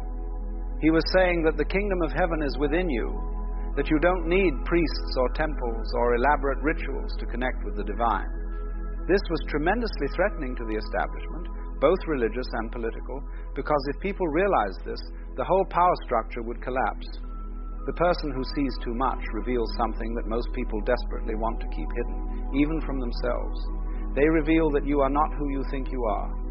That little voice in your head that you call I, that anxious, worried, ambitious entity that's always trying to get somewhere or become something that's not you. That's just a thought pattern, a habit of mind, a character you've been playing for so long that you've forgotten it's a character. What you really are is much vaster, much more mysterious, much more free than this little ego identity. You are the consciousness in which all of this appears. You are not separate from the world, from the universe, from existence itself. You are what the whole cosmos is doing at this particular place and time, just as a wave is what the whole ocean is doing at a particular place and time. But this realization, this seeing, undermines everything that society has taught you about who you are and what you should be doing with your life. It undermines the whole story of progress and achievement and making something of yourself. Because if you're already it, if you're already the universe experiencing itself, then what is there to achieve? Where is there to go? Now, don't misunderstand me. The awakened person doesn't become passive or lazy or irresponsible. Quite the contrary. They often become more engaged with life, more creative, more compassionate. But they're playing the game of life knowingly, consciously, without being trapped by it. They're dancing, but they know they're dancing. And this knowledge, this freedom, is what others find so threatening. Because if you're around someone like this for any length of time, something starts to happen. The certainty you had about your beliefs begins to wobble. The stories you've been telling yourself start to sound a bit hollow. The fears and desires that have been driving you begin to lose their grip. And this is terrifying, because these beliefs, these stories, these fears and desires, they're what you've been using to navigate life. They're your map. And if the map is wrong, if it's just a fiction, then you're lost. The person who sees too much doesn't even have to say anything directly challenging. Their very being, their very presence, emanates a kind of freedom that exposes the bondage others are in.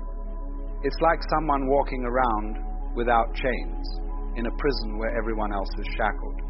The shackled prisoners don't feel grateful, they feel accused.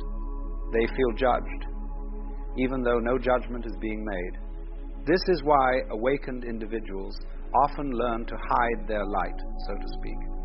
They learn to speak in parables and paradoxes, to couch their insights in acceptable language, to appear more conventional than they are, because they've learned that most people aren't ready to hear the truth.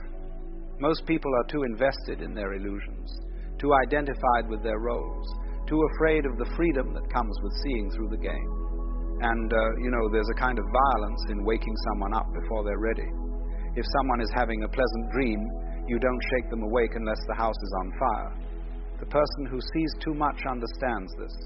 They understand that awakening happens in its own time, that you can't force it, that everyone is exactly where they need to be in their journey. But still, their very existence is a kind of invitation, a possibility, a door standing open. And for those who are ready, who are beginning to question their own dream, who are starting to feel that something isn't quite right with the official version of reality for these people, encountering someone who has seen through the veil can be life-changing. It can be the catalyst for their own awakening. However, for those who aren't ready, who are deeply invested in the dream, who have built their entire identity and sense of security on the collective hallucination for these people, the awakened individual is a threat that must be neutralized. And society has many ways of doing this. The most obvious way is simply to ignore them, to dismiss them as crazy or impractical or naive. Oh, that's all very nice and mystical, people say, but you can't live that way in the real world. You've got bills to pay, responsibilities to meet, a life to live. As if the awakened person isn't living. As if they're somehow less engaged with reality rather than more engaged. But you see, this dismissal reveals the real fear. What if they're right? What if there is another way to live that doesn't involve all this striving and suffering and anxiety? What if you could be in the world fully without being of it, without being trapped by it? This possibility is so threatening that it must be dismissed immediately, without examination. Another way society deals with those who see too much is to try to capture them, to domesticate them, to turn them into another part of the system. Oh, you've had a spiritual experience? Wonderful. Why don't you write a book about it? Give some lectures.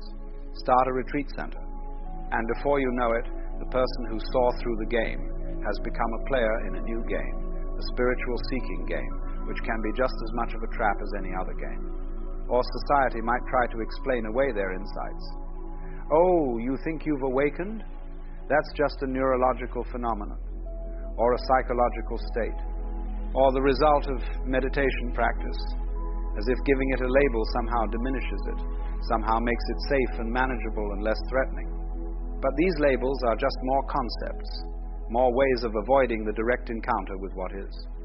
The deepest fear that people have about those who see too much is not that they're wrong, but that they're right, that there really is another way of experiencing reality. That the anxiety and suffering and endless striving that characterizes most human life is not necessary, not inevitable, not the price we have to pay for being conscious beings. Because if that's true, then you've been had. You've been living in a prison of your own making. You've been taking seriously what doesn't need to be taken seriously, and ignoring what really matters. You've been, in the words of Thoreau, living a life of quiet desperation when you could have been dancing. And nobody wants to realize this. It's too painful. It's easier to dismiss the awakened ones as deluded, impractical, or dangerous than to consider that they might be seeing something you're missing. It's easier to stay in the comfortable prison of your familiar suffering than to step into the terrifying freedom of not knowing who you are. But here's the beautiful paradox. The awakened person isn't actually threatening you. They're not trying to take anything from you or impose anything on you. In fact, they see you more clearly and compassionately than you see yourself. They see that you're playing a role, yes, but they also see what's behind the role, the same consciousness, the same awareness, the same fundamental being that they've discovered in themselves. They see that you're afraid, and they understand why. They see that you're suffering, and they have compassion. They see that you're lost in the dream, and they remember what that's like because they were lost too once. They're not judging you. They're simply being what they are. And their being serves as a mirror in which you might, if you dare to look, see your own true nature reflected. The fear that people feel toward those who see too much is really the fear of their own freedom. It's the fear of discovering that they've been playing a game all along that they could have stopped any time they wanted.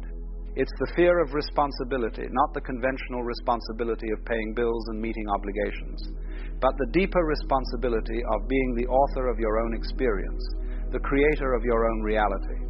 You see, as long as you believe that reality is fixed and solid and you're just a small, separate individual trying to survive in it, then you're off the hook.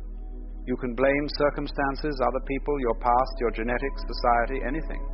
But if you wake up and see that you are not separate from reality, that you are reality experiencing itself, then suddenly you can't blame anyone or anything. You are it. And that's a terrifying realization for most people. The person who sees too much has accepted this responsibility. They've stopped arguing with reality, stopped resisting what is, stopped pretending to be other than what they are. And in that acceptance, in that surrender, they found a kind of freedom that others can scarcely imagine. Not freedom from circumstances, they still have bodies that get sick, relationships that have difficulties, problems to solve, but freedom from the psychological suffering that comes from resistance, from wanting things to be different than they are, from identifying with a separate self that must constantly defend and promote itself. This freedom is attractive and terrifying in equal measure. It's attractive because everyone wants to be free of suffering. But it's terrifying because it requires dying, not physically, but psychologically. It requires the death of the ego, the death of the story you've been telling yourself about who you are and what life is about. And nobody wants to die, even metaphorically, even when that death would lead to a greater life. So people fear those who see too much because they represent a kind of death, the death of illusion, the death of the familiar, the death of the known. But they also represent a kind of birth, the birth into reality, into presence, into your true nature. And birth, like death, is frightening, even when it's exactly what needs to happen. The tragedy is that this fear causes people to miss the very thing they most deeply long for. Beneath all the striving and achieving and worrying and planning, there's a deep longing for peace, for wholeness, for coming home to yourself. The person who sees too much has found that home, not by going anywhere or becoming anything, but simply by waking up to what they already are. And their message, though it's often unspoken, is simply this: you can wake up too. You don't have to live in fear. You don't have to take the dream so seriously. You don't have to spend your whole life trying to become something other than what you already are. You are it. You've always been it. You could never be anything else. But this message, this truth, is too simple, too immediate, too obvious. People want something more complicated, more difficult, more distant. They want a path to follow, a goal to achieve, something to do. And the awakened person says, there's nowhere to go and nothing to do because you're already there and you're already doing it. And people find this infuriating because it pulls the rug out from under their entire project of self-improvement and spiritual seeking. So they fear those who see too much, because these awakened ones reveal the cosmic joke, the divine comedy, the ultimate irony, that what you're seeking is what's seeking, that the seeker is the sought, that you are what you're looking for. And once you get the joke, once you really see it, you can't help but laugh. But until you get it, the laughter of the awakened sounds like mockery, and their peace looks like indifference, and their freedom feels like an accusation.